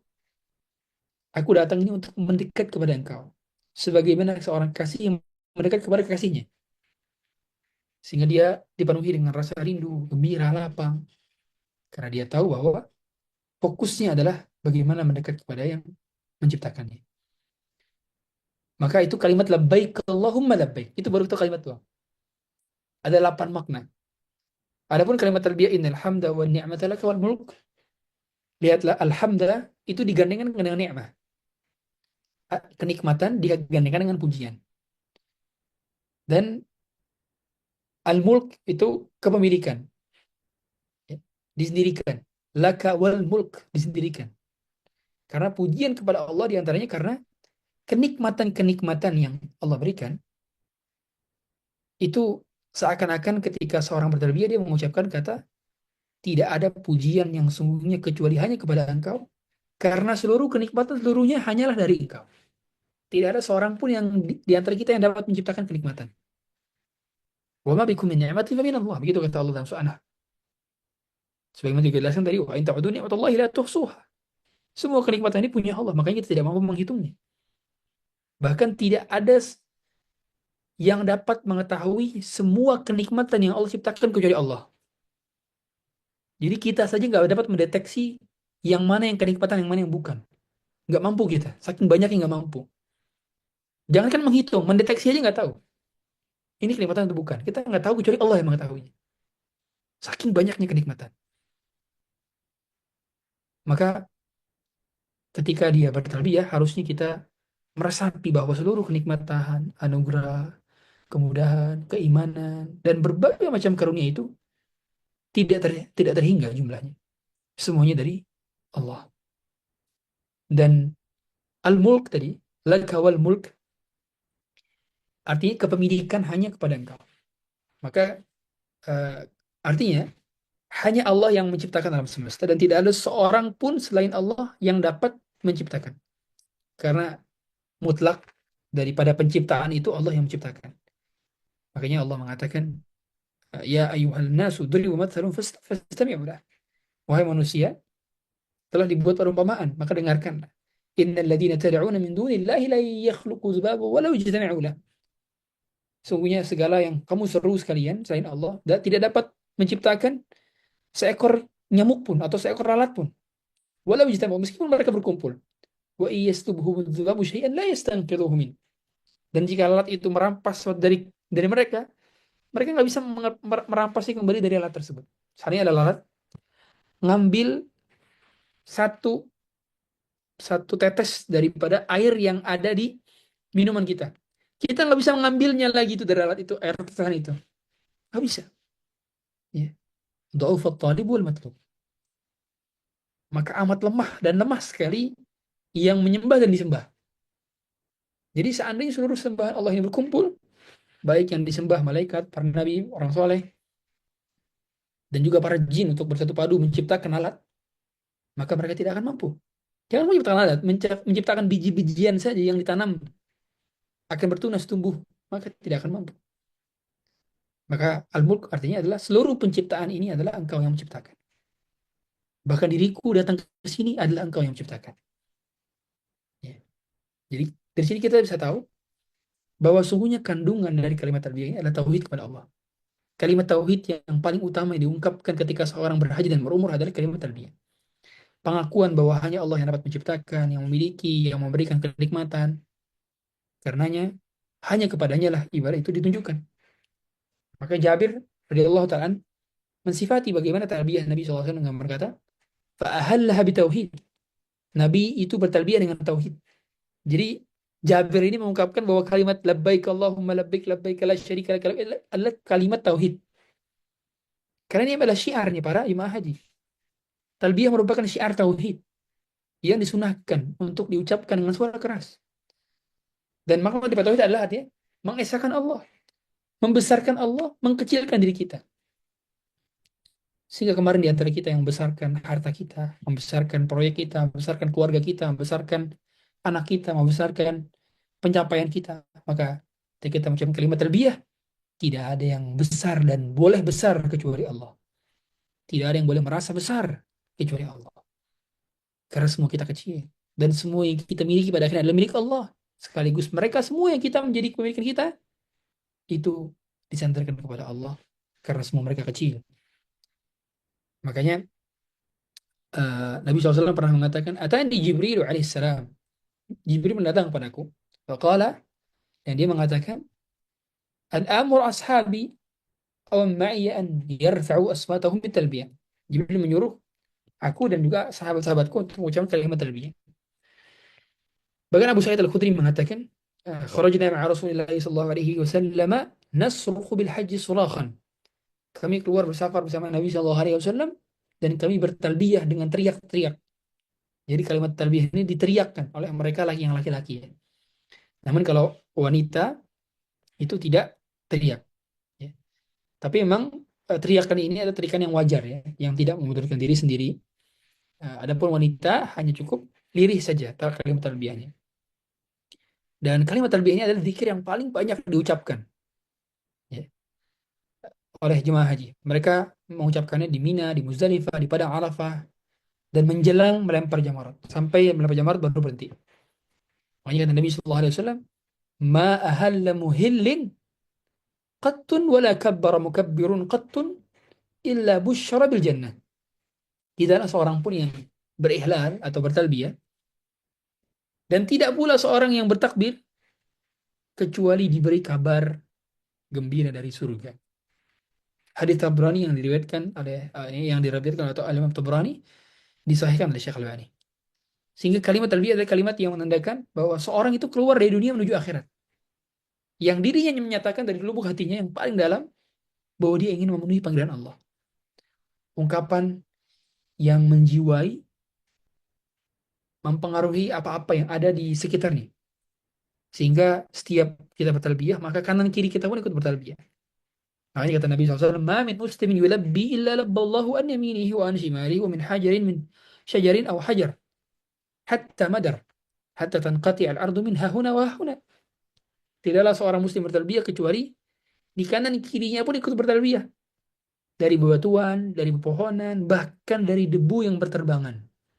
Atau dari tanah liat. Hingga penjuru bumi semuanya dari arah sana dan sini. Kata Nabi SAW. Sehingga talbiyah ini menjadi intisari pahala dari kalimat dan dari haji kita. Ya. Makanya semakin banyak talbiyah seorang ketika berhaji, semakin tinggi kualitas hajinya. Makanya kata Nabi SAW ketika ditanya, Ayul haji afdal? Haji seperti apa yang afdal ya Rasulullah? Maka beliau mengatakan, Al-ajju was-sajju. Haji yang paling afdal adalah haji yang mengangkat suara dalam bertalbiyah dan yang paling banyak menyembelih hewan hadyu. Ya. Artinya hewan hadyunya banyak dia. Bukan cuma satu kambing doang, tapi banyak. Makanya Nabi SAW itu hewan hadyunya ada 100. Nabi hewan hadyunya ada 100. 63 disembelih oleh beliau, sisanya 37 itu oleh Ali bin Abi Thalib radhiyallahu ta'ala. Ya. Sehingga banyak sekali jemaah haji itu kurang dalam talbiyah. Kurang mengangkat suara mereka dalam talbiyah. Dan masih banyak jemaah haji yang menghabiskan waktu mereka dengan obrolan-obrolan tidak bermanfaat. Makanya kualitas haji kita tentukan dari banyaknya bertalbiyah. Dan saya tidak akan bosan-bosan nanti untuk mereminder Bapak Ibu sekalian untuk banyak bertalbiyah. Ayo Bapak Ibu, jangan lupa zikirnya, jangan lupa talbiyahnya. Supaya kita ingat dan jangan lupa. Ya. Dan ada peringatan ya, bahwa sebagian jemaah haji tatkala berangkat dari Madinah menuju Mekah, itu hanya bertalbiyah sebentar doang di bis. Setelah itu lebih banyaknya diam. Tentu tidak dilarang ya untuk istirahat tidur di masjid. Tapi jika terjaga maka hendaknya berbanyak talbiyah. Jadi kalau ketiduran ya udah nggak apa-apa. Tapi kalau lagi terjaga maka banyak talbiyah, jangan diam. Ya. Kalau para sahabat dahulu mereka bertalbiyah berapa lama? Berapa lama? Berhari-hari, sepekan kurang lebih mereka. 24/7 mereka bertalbiyah. Maka kita bertalbiyah juga nanti ketika haji dari tanggal 8 Dzulhijjah hingga tanggal 10 Dzulhijjah, kurang lebih 3 hari kan, 8, 9, 10. Berbanyak talbiyah dan ulang-ulang. Ya. Karena hikmah kenapa diulangnya kalimat talbiyah berkali-kali adalah agar kita terus diingatkan untuk terus ikhlas. Bahwa kedatangan di tanah suci ini adalah untuk memenuhi panggilan Allah. Bukan untuk disanjung oleh manusia. Bukan untuk mendapatkan pujian dari manusia. Bukan untuk dapat gelar haji. Bukan. Itulah pengulangan kalimat talbiyah. Sehingga mengingatkan kepada kita untuk apa sebenarnya tujuan kita untuk haji. Dan pengulangan itu mengingatkan bahwa kita ini memang sering lupa. Kita harus diingatkan oleh Allah Ta'ala. Bapak Ibu dan Allah Subhanahu Wa Ta'ala, maka setelah saya menjelaskan tentang bagaimana kalimat talbiyah, saya ingin menjelaskan juga bagaimana sebetulnya pentingnya kita hari-hari ini untuk banyak bertaubat kepada Allah. Jadi persiapan selain kita memahami fikihnya, memahami tazkiyatun nafasnya, dan inti daripada tazkiyatun nafas adalah mensucikan jiwa. Apa mensucikan jiwa berarti bertaubat kepada Allah. Maka bertaubat ini harus lebih diintenskan lagi. Perbanyak istighfar di hari-hari ini. Jangan sampai berbuat dosa yang kita sengaja, kita tahu bahwa itu adalah perbuatan salah di hari-hari ini menjelang ibadah haji. Karena performa kita nanti untuk bisa berhaji secara maksimal itu ditentukan dari kualitas bagaimana bersihnya hati kita, bersihnya kita dari dosa. Karena tidak ada yang menjadi beban dalam kehidupan kecuali dosa. Beban dalam hidup bukan hutang. Beban dalam hidup bukan banyak tunggangan atau banyak tanggungan atau tunggakan, bukan. Beban hidup adalah dosa. Makanya Allah mengatakan, "Wa wada'na 'anka wizrak alladzi anqadha dhahrak." Kami angkat beban engkau yang membani dari engkau. Itu adalah dosa. Oleh karenanya, semua di antara kita di hari-hari ini berbanyak dia bertobat dan juga berbanyak dia memohon pertolongan kepada Allah agar Allah mudahkan dia untuk di hari H itu biar bisa maksimal dan jangan pernah mengandalkan diri sendiri karena yang demikian adalah bagian daripada kehancuran pertama kali. Pertama kali kehancuran seorang adalah dengan mengandalkan diri sendiri. Mungkin itu manasik singkat yang dapat kami sampaikan. Kami ingin lebih banyak berinteraksi dengan Bapak Ibu sekalian. Sekiranya ada yang ingin bertanya dari Bapak Ibu sekalian, maka kami silakan. Wallahu a'lam.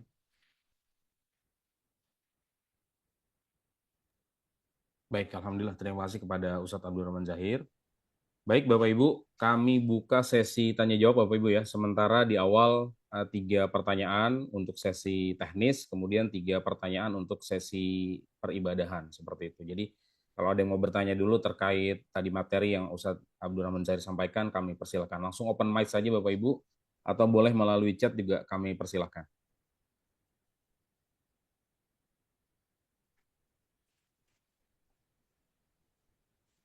Assalamualaikum Pak Ustadz.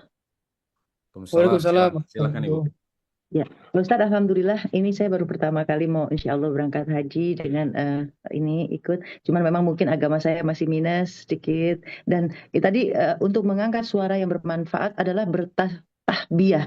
Bisa dijelaskan sedikit Pak Ustadz lebih banyak bertasbih? Insya Allah suaranya terbatas. Pak Ustadz bilang juga kadang-kadang kita hanya sedikit pada saat kita diam. Tetapi Pak Ustadz mau kita semua lebih banyak bertasbih. Bisa jelaskan sedikit Pak Ustadz untuk bertasbih itu sendiri artinya lebih luasnya? Terima kasih. Assalamualaikum warahmatullahi wabarakatuh. Saya dengan Susi Morrison, Pak Ustadz. Waalaikumsalam. Terima kasih Bu Susi. Langsung Ustadz, silakan Ustadz. Biar Ya. nggak lupa. Jadi namanya talbiyah ya Bu ya. T-A-L-B-I-Y-A-H.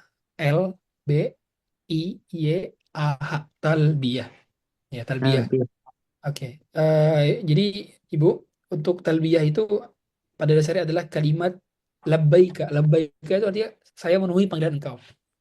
Jadi arti daripada talbiyah itu saya memenuhi panggilan engkau. Labbaika. Kalau Labbaik. orang dipanggil oleh ibunya misalkan dipanggil Abdurrahman, saya cuma bilang iya doang, iya ma, itu bukan talbiyah. Itu bukan talbiyah. Talbiyah itu artinya ketika dipanggil dia langsung lari, langsung bersegera menuju yang dipanggil. Iya ma, saya senang dipanggil, saya mau dipanggil lagi, saya antusias sekali dipanggil, itu talbiyah artinya. Jadi talbiyah itu maknanya adalah antusias ketika dipanggil dan dia datang dengan penuh sukacita dan ingin dipanggil lagi. Jadi lebih tinggi derajatnya dibanding sekedar cuman respon atas panggilan. Ya, itu kalimat talbiyah. Dan kalimat talbiyah yang diajarkan oleh Nabi SAW adalah labbaik Allahumma labbaik, labbaik la syarika laka labbaik, innal hamda wan ni'mata laka wal mulk la syarika lak. Dan telah kami jelaskan tadi, kalimat talbiyah itu maknanya 8 ya tadi ya, sebagaimana perkata Ibnu Qayyim al-Jauziyah. Dan intisari daripada adalah kita datang memenuhi panggilan Allah dengan penuh keseriusan, ketundukan, kehinaan, dan memasrahkan segalanya kepada yang menciptakan, yang memanggil, dan kita antusias untuk dipanggil lagi berkali-kali oleh Allah. Oke, itu gambaran besar dari kalimat talbiyah. Tapi Ya. tingginya ibadah kita dalam haji ini, dalam umroh juga, itu tergantung dari banyaknya kalimat talbiyah yang terucapkan. Banyaknya kalimat terucapkan. Sehingga paling banyak para jemaah haji yang melakukan talbiyah dengan hatinya tentunya. Karena zikir itu bukan hanya diucapkan di lisan, tapi juga harus diresapi dengan hati dan diijawantahkan dengan perbuatan. Itu zikir. Maka yang berzikir bukan hanya lisan, tapi mata pun berzikir, telinga pun berzikir, hati pun berzikir, tangan pun berzikir. Maksudnya apa? Dia menjaga pandangannya, menjaga telinganya, menjaga hatinya dari perbuatan-perbuatan yang menyelisihi lafaz zikirnya. Karena ada orang berzikir tapi sambil gibah. Bisa gak? Bisa. Orang bisa berzikir tapi sambil nonton gosip. Bisa gak? Bisa. Berarti matanya tidak berzikir, telinganya tidak berzikir. Jadi berzikir yang benar adalah berzikir dengan lisan, menghayati dengan hati, dan diinjawantahkan dengan perbuatan. Dan talbiyah pun demikian. Sehingga ketika kita talbiyah, jangan sampai talbiyah tapi sampai scrolling Instagram. Talbiyah sambil Instagram. Talbiyah sambil ngevlog. Talbiyah sambil apa lagi? Talbiyah sambil nonton YouTube. Talbiyah sambil nonton Labetura. Udah nggak bener talbiyahnya. Talbiyahnya harus dihayati dengan hati dan dijawabkan dengan perbuatan. Wallahu a'lam. Mungkin demikian Ibu. Siapa tadi namanya? Susi Bu Morrison, Pak. Ibu Oh Susi ya, Morrison. Masya Ya. Allah. Baik, terima kasih Bu Susi. Insya Allah, Gimana terima Bu Susi? Jelas pertanyaan jawaban dari Ustadz? Insya Allah jelas. Mudah-mudahan kita semua bisa. Saya nggak sabar pengen pergi haji. Insya Allah. Aduh, jadi merinding, jadi apa? Insya Allah ya, mudah-mudahan kita dilancarkan semuanya, bisa sehat, panjang umur, berkah. Amin ya Allah. Terima kasih Pak Ustadz. Terima kasih Pak Miko atas Baik, terima jawabannya. kasih Bu Susi. Alhamdulillah. Itu saya juga ini ya, jelas lagi tadi penjelasan dari Ustadz tadi. Baik, ini ada pertanyaan teknis ya. Pak Abdurrahman standby. Ya, standby Pak Miko. Baik, ini ada pertanyaan melalui chat. Assalamualaikum warahmatullahi wabarakatuh. Punten mau tanya terkait teknis. Jarak antara hotel transit paket silver dengan Mekah dan Maktab Mina kira-kira berapa jauh kilometer dan menit? Apakah visible untuk jalan kaki? Terima kasih sebelumnya. Silakan Pak, bisa diberikan keterangan. Iya. Untuk hotel transit yang paket silver ini mengacu pada paket masyair. Ya, jadi paket masyair ini yang kami beli di aplikasi Nusuk nanti setelah user ID atau user produk keluar. Ya, jadi nanti untuk aktualnya ya setelah user produk itu terbit seperti itu. Karena kita baru bisa bayar masyair setelah user produk terbit, dan itu kita nanti belinya di aplikasi Nusuk. Nah, adapun untuk jalan kaki ke Mina untuk tahun-tahun sebelumnya, itu di Al Hidayah Tower ya, nama hotelnya itu Al Hidayah Tower, itu sekitar 2 km ke Mina. Ya, sekitar 2 sampai 1 kilometer ya, 1 sampai 2 kilometer ke Mina untuk jalan kaki. Ya.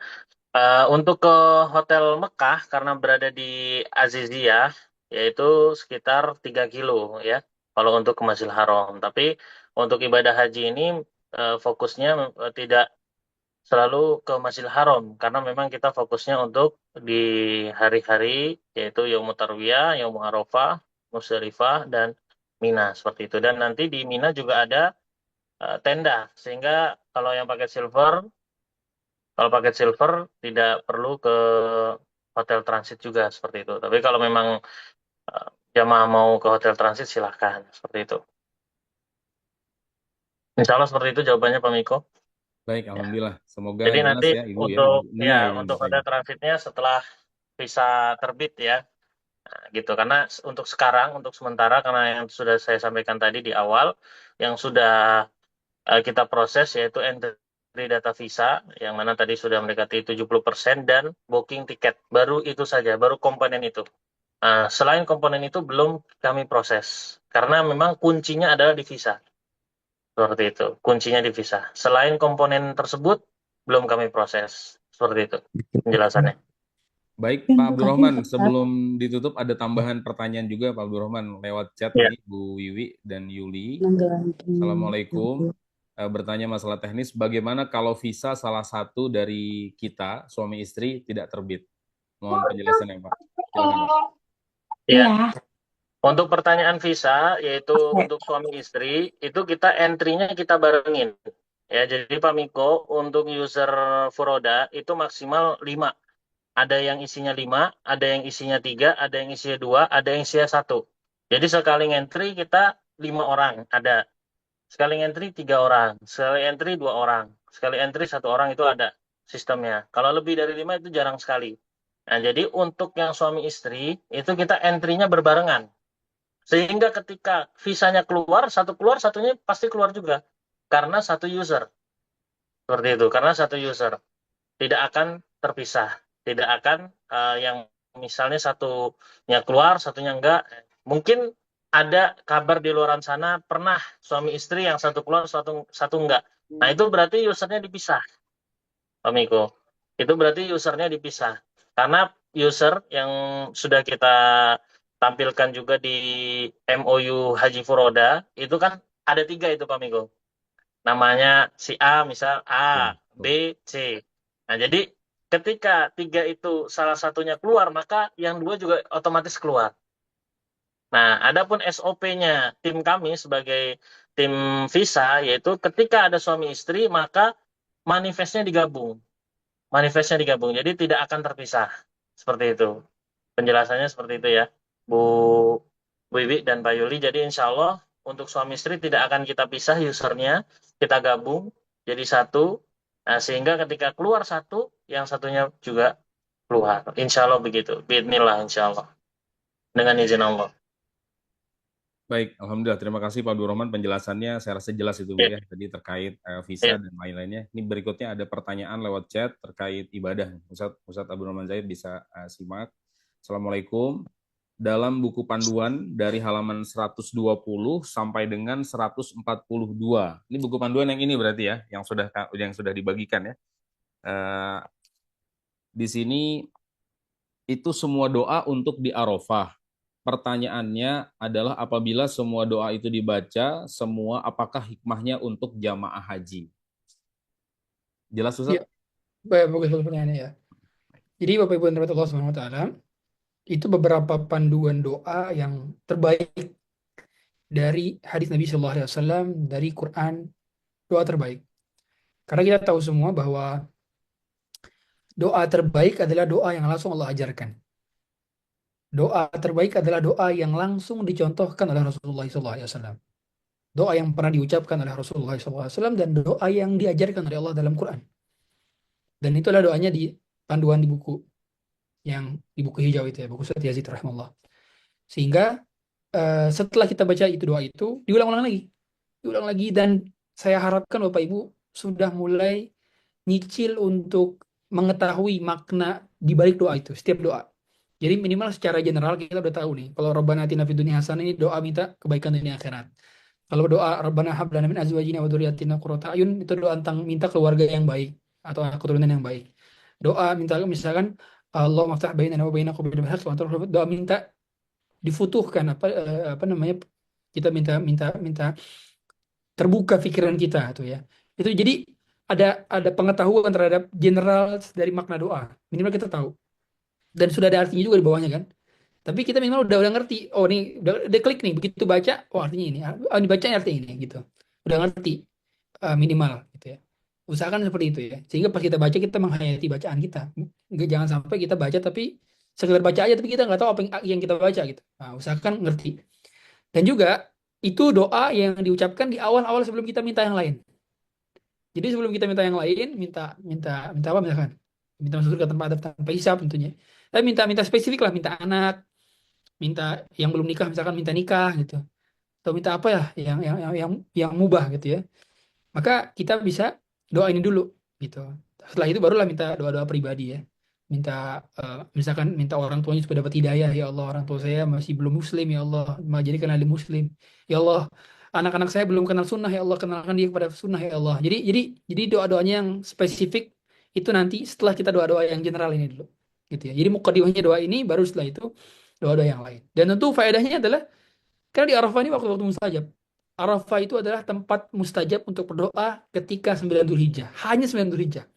Jadi kalau kita ke Arafah sekarang, kemudian kita doa di sana, itu nggak dijabah. Bukan dijabah, nggak se powerful 9 Dzulhijjah gitu lah lebih tepatnya. Nggak se powerful 9 Dzulhijjah. Karena mustajabnya itu adalah di ke-9 Dzulhijjah di Arafah.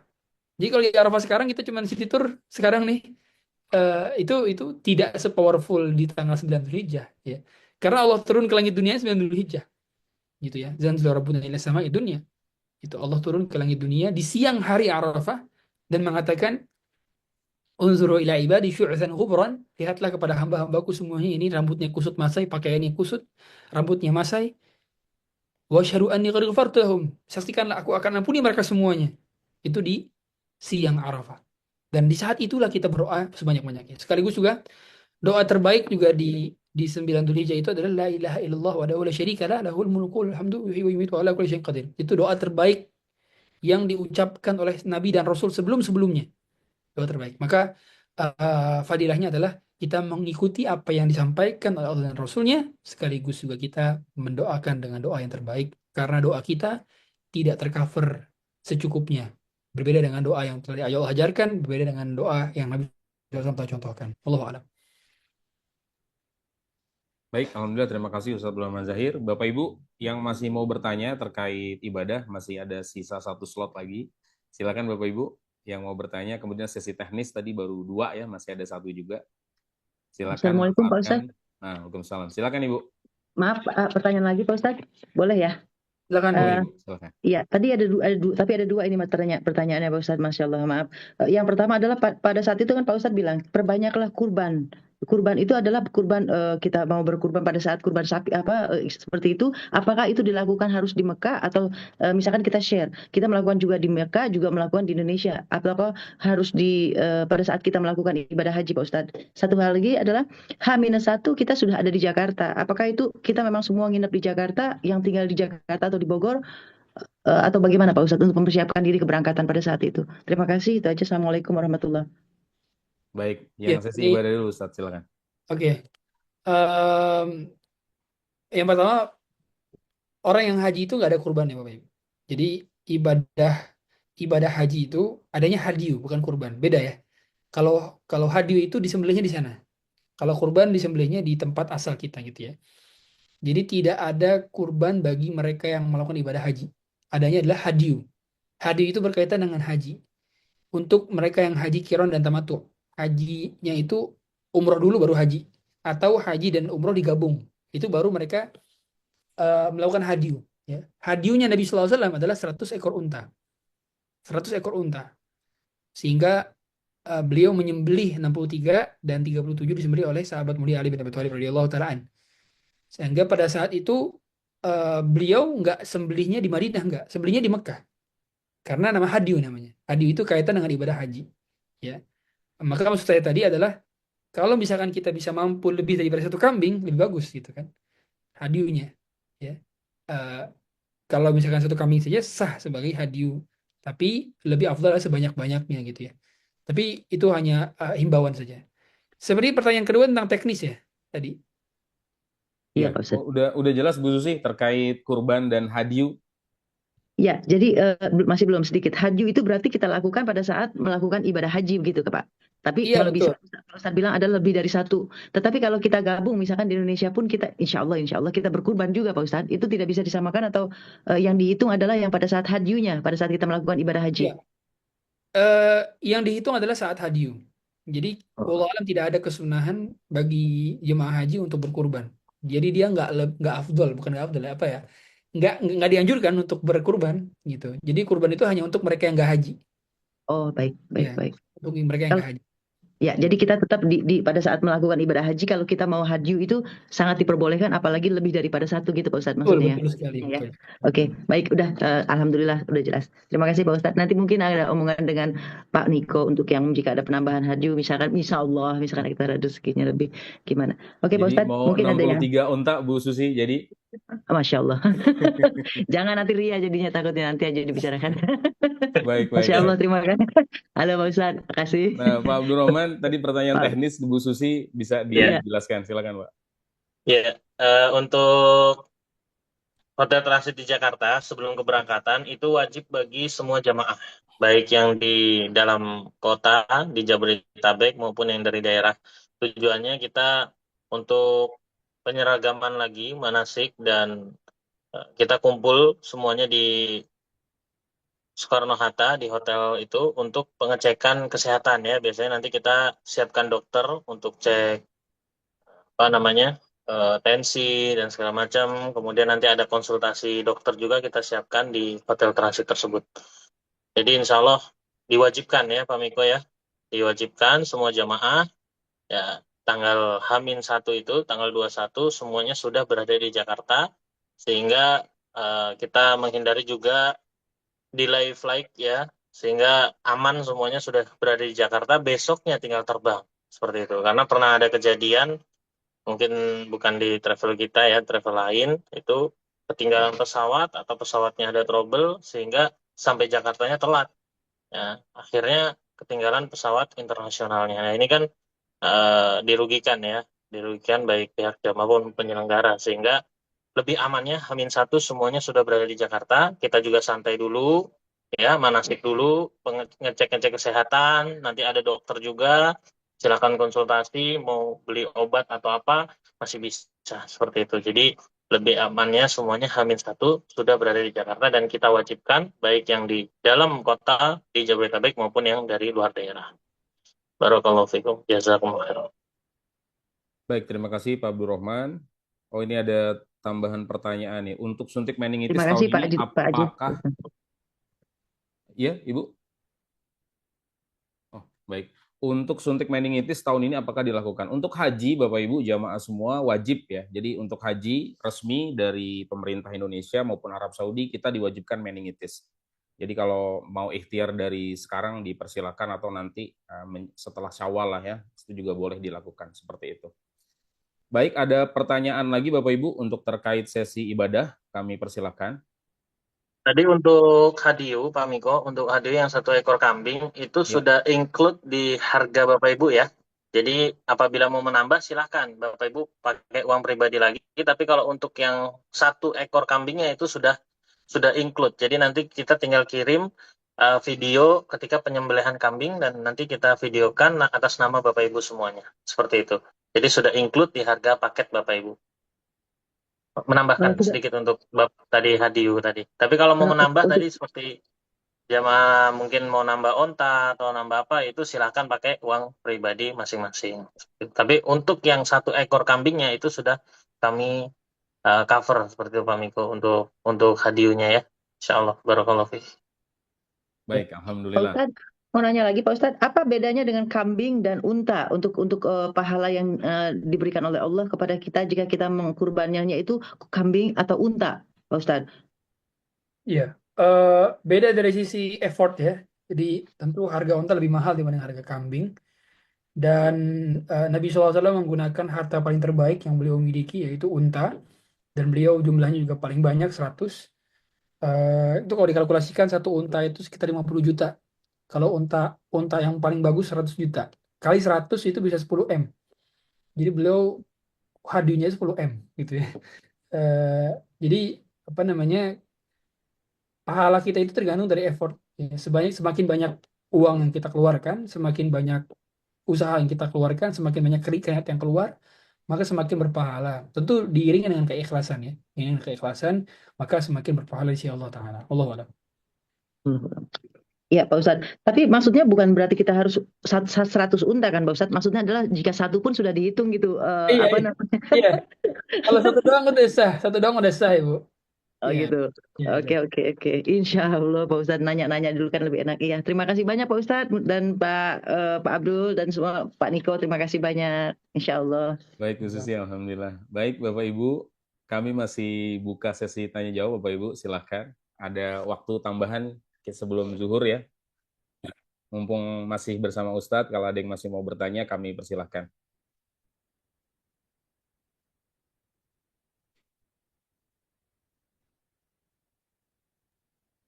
Untuk informasi Pak Miko, informasi tambahan kantor Waflullah untuk libur lebaran tutup dari tanggal 20 sampai tanggal 7 April ya Bapak Ibu ya. Nanti apabila yang mau silaturahim atau ada mau ke kantor untuk tanggal 20 sampai tanggal 7 April sudah tutup. Nah, apabila yang mau ingin ke kantor untuk konsultasi, ya insya Allah kami terbuka ya sebelum tanggal 20 Maret. Silakan. Saya juga insya Allah masih ada di Indonesia. Insya Allah nanti tanggal 21 saya pribadi juga sudah berangkat ke Saudi untuk ibadah umroh Lailatul Qadar. Ya, sekilas info seperti itu Pak Miko. Terima kasih. Baik, terima kasih Pak Abdurrahman. Ini ada pertanyaan via chat ini, Bu Wiwi dan Pak Yuli. Untuk tawaf umroh dan haji, apakah harus di pelataran Ka'bah atau boleh di area masjid seperti tawaf sunnah? Ustadz, bisa dijelaskan? Gimana pertanyaannya? Sorry. Untuk tawaf umroh dan Untuk haji, apakah harus di pelataran Ka'bah atau boleh di area masjid seperti tawaf sunnah? Mungkin di lantai 2 gitu, Tad, ya, Oke. di lantai 2 atau lantai 3. Jawabannya boleh ya, boleh. Yang penting mengelilingi Ka'bah. Yang penting mengelilingi Ka'bah sehingga sah baik itu di pelataran maupun di lantai 2 ataupun di rooftop bisa juga. Ya. Dan juga Yang penting ada juga berarti di area mataf ya, Tad. Kalau di masjid kan bukan betul area di mataf area ya. mataf. Iya, yang penting di area mataf di tempat yang memang tempatnya tawaf gitu dan mengelilingi Ka'bah. Bisa juga di paling atas lagi tuh di atasnya rooftop ada lagi tuh buat golf cart ya. Terus bisa juga pakai golf cart kalau ada yang mau pakai dan boleh juga kalau pakai golf cart. Wallahu a'lam. Baik, insya Allah jelas itu tadi jawabannya juga. Baik, Bapak Ibu, yang lain ada yang mau bertanya, kami persilahkan. Kalau tidak ada, bisa kita cukupkan untuk sesi keempat ini. Assalamualaikum. Waalaikumsalam. Silakan Ibu, langsung Ibu. Assalamualaikum. Waalaikumsalam. Silakan Ibu. Untuk teknis nih, Baik. kalau untuk bawaan koper kita itu berapa ya total yang dibolehkan? Baik, Pak Abdurrahman, ini izin saya jelaskan ya, Ya. untuk koper ya. Untuk koper bagasi itu 23 kilo kali 2 untuk Saudi Airlines. Adapun untuk pesawat Qatar ya atau Scoot itu 30 kilo. Nah, sehingga jamaah silakan disesuaikan. Ya, kalau untuk Saudi 23 kilo kali 2 totalnya 46 kilo. Ya, insya Allah seperti itu. Mbak Nisa. Jadi kalau Mbak Nisa kan pakai ya, Saudi Airlines, jadi insya Allah nanti bagasinya 23 kilo kali 2, totalnya 46.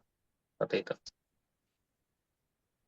Kalau untuk yang upgrade lagi, bisnis kelas itu bisa sampai total 60 kilo ya. Itu beda dengan koper kabin ya? Yang koper Beda. kecil? Beda. Koper kabin nanti ada lagi, untuk kabin itu maksimal 7 kilo. Berarti misalnya itu kan koper dapat dari travel kan dapat satu yang besar yang ukuran 24. Iya.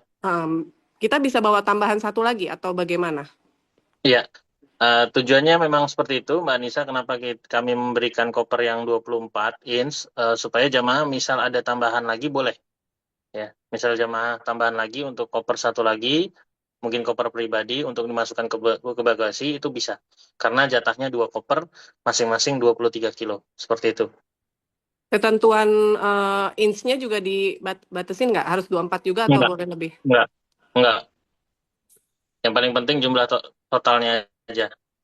Nanti Seperti itu. kan kalau yang koper dari umroh kan dari buat haji dari travel kan sudah ada beda merah gitu. Ntar ada untuk biar ketahuan nggak ini koper dari Wafdullah juga gitu kita dapat Jadi nanti penanda. untuk haji kita seragam semua itu ada namanya sarung koper.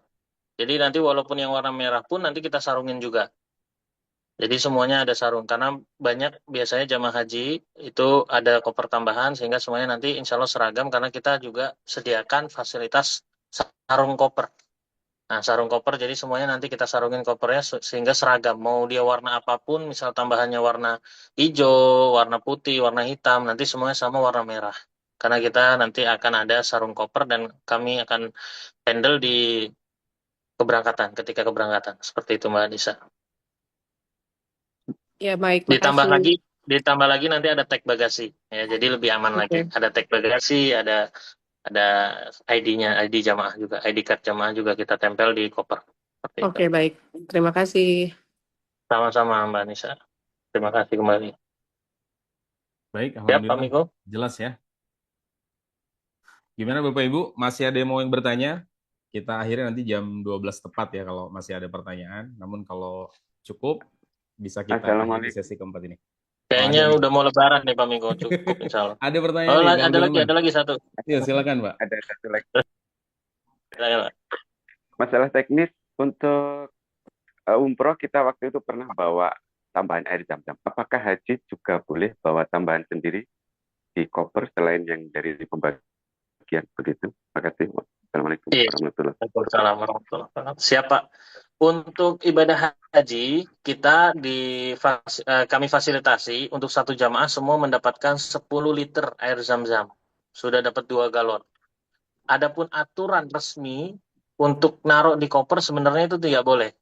Aturan resmi maskapai.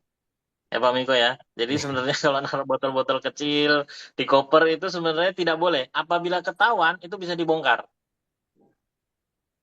Nah, itu bisa dibongkar. Nah, jadi kami sarankan Bapak Ibu, kalau memang mau menyimpan, ya jangan satu koper semua isi botol zam-zam semua gitu. Itu bisa ketahuan dan bahaya Bapak Ibu, nanti bisa ditahan kopernya dan bisa dibongkar. Nah, kalau memang mau bawa di koper ya 1-2 botol, oke lah cukup. Nah, tapi kalau untuk aturan resminya sebenarnya dilarang. Sebenarnya dilarang. Seperti itu.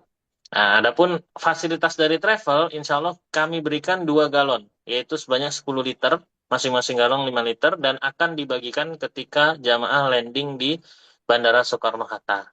Jadi satu jamaah mendapatkan 10 liter air zam-zam. Seperti itu. Ya, baik, terima kasih. Iya. Sama-sama. Nanti kalau misalnya kurang mau bagi-bagi untuk oleh-oleh tetangga, silakan bisa beli ya Bapak Ibu ya, beli. Tapi pastikan kalau beli juga harus yang asli ya Bapak Ibu ya, jangan sampai zam-zam palsu Bapak Ibu. Nah, itu tandanya adalah kalau zam-zam asli itu ada barcode-nya. Barcode-nya. Nah, barcode-nya itu dia ada tag bagasi dari pesawat. Seperti itu. Kalau tanpa ada tag bagasi dari pesawat, ya bisa dipastikan nggak tahu itu sumber air zam-zamnya dari mana. Nah, kita hati-hati ada palsu ya, zam-zam palsu seperti itu. Kalau jamaah ingin nambah, ya insya Allah Pak Miko dan Wafdulo Group insya Allah siap ya Bapak Ibu. Kalau misalnya ada tambahan nanti bisa disiapkan ya. Mungkin kurma atau apa itu nanti soal teknis lah gampang. Nah, yang penting nanti sebelum pulang request dulu ke admin, tolong siapkan saya 10 galon air zam-zam. Nah, insya Allah kita siap memfasilitasi. Nah, nanti tapi biayanya di luar paket yang sudah ada seperti itu Bapak. Adapun paket kita berikan 10 liter air zam-zam atau 2 galon. Seperti itu. Terima kasih Pak. Assalamualaikum Ustadz, mau tanya. Silakan, Pak. Silakan Pak. Ustadz, kalau kami sudah menginitis kemarin bulan November, apakah perlu untuk berangkat haji ini suntik menginitis lagi? Oh, silakan teknis itu kayaknya. Silakan. Iya, Siap. teknis. Siap Pak Ibnu. Untuk suntik meningitis itu masa berlakunya adalah 2 tahun Pak. Jadi 3 seharusnya ya? apabila gimana? 3 tahun, Pak Abdul Rahman. 3 tahun ya, malah Iya, justru 3 3 tahun ya, 3 tahun. Jadi kalau bulan November 2024 Pak Ibnu sudah suntik meningitis, untuk haji 2025 tidak perlu lagi karena expirednya itu berlaku 3 tahun. Seperti itu Pak. Syukron Ustadz informasinya. Ya, jadi insya Allah aman Pak Ibnu ya. Alhamdulillah kalau sudah suntik. Bismillah. Semoga Allah mudahkan Pak. Ya. Baik, Alhamdulillah sisa 2 menit. Ustadz, sepertinya kita sudahi ya sesi tanya jawab. Ustadz, silakan kalau ada kalimat penutup yang mau disampaikan kepada para jemaah semua.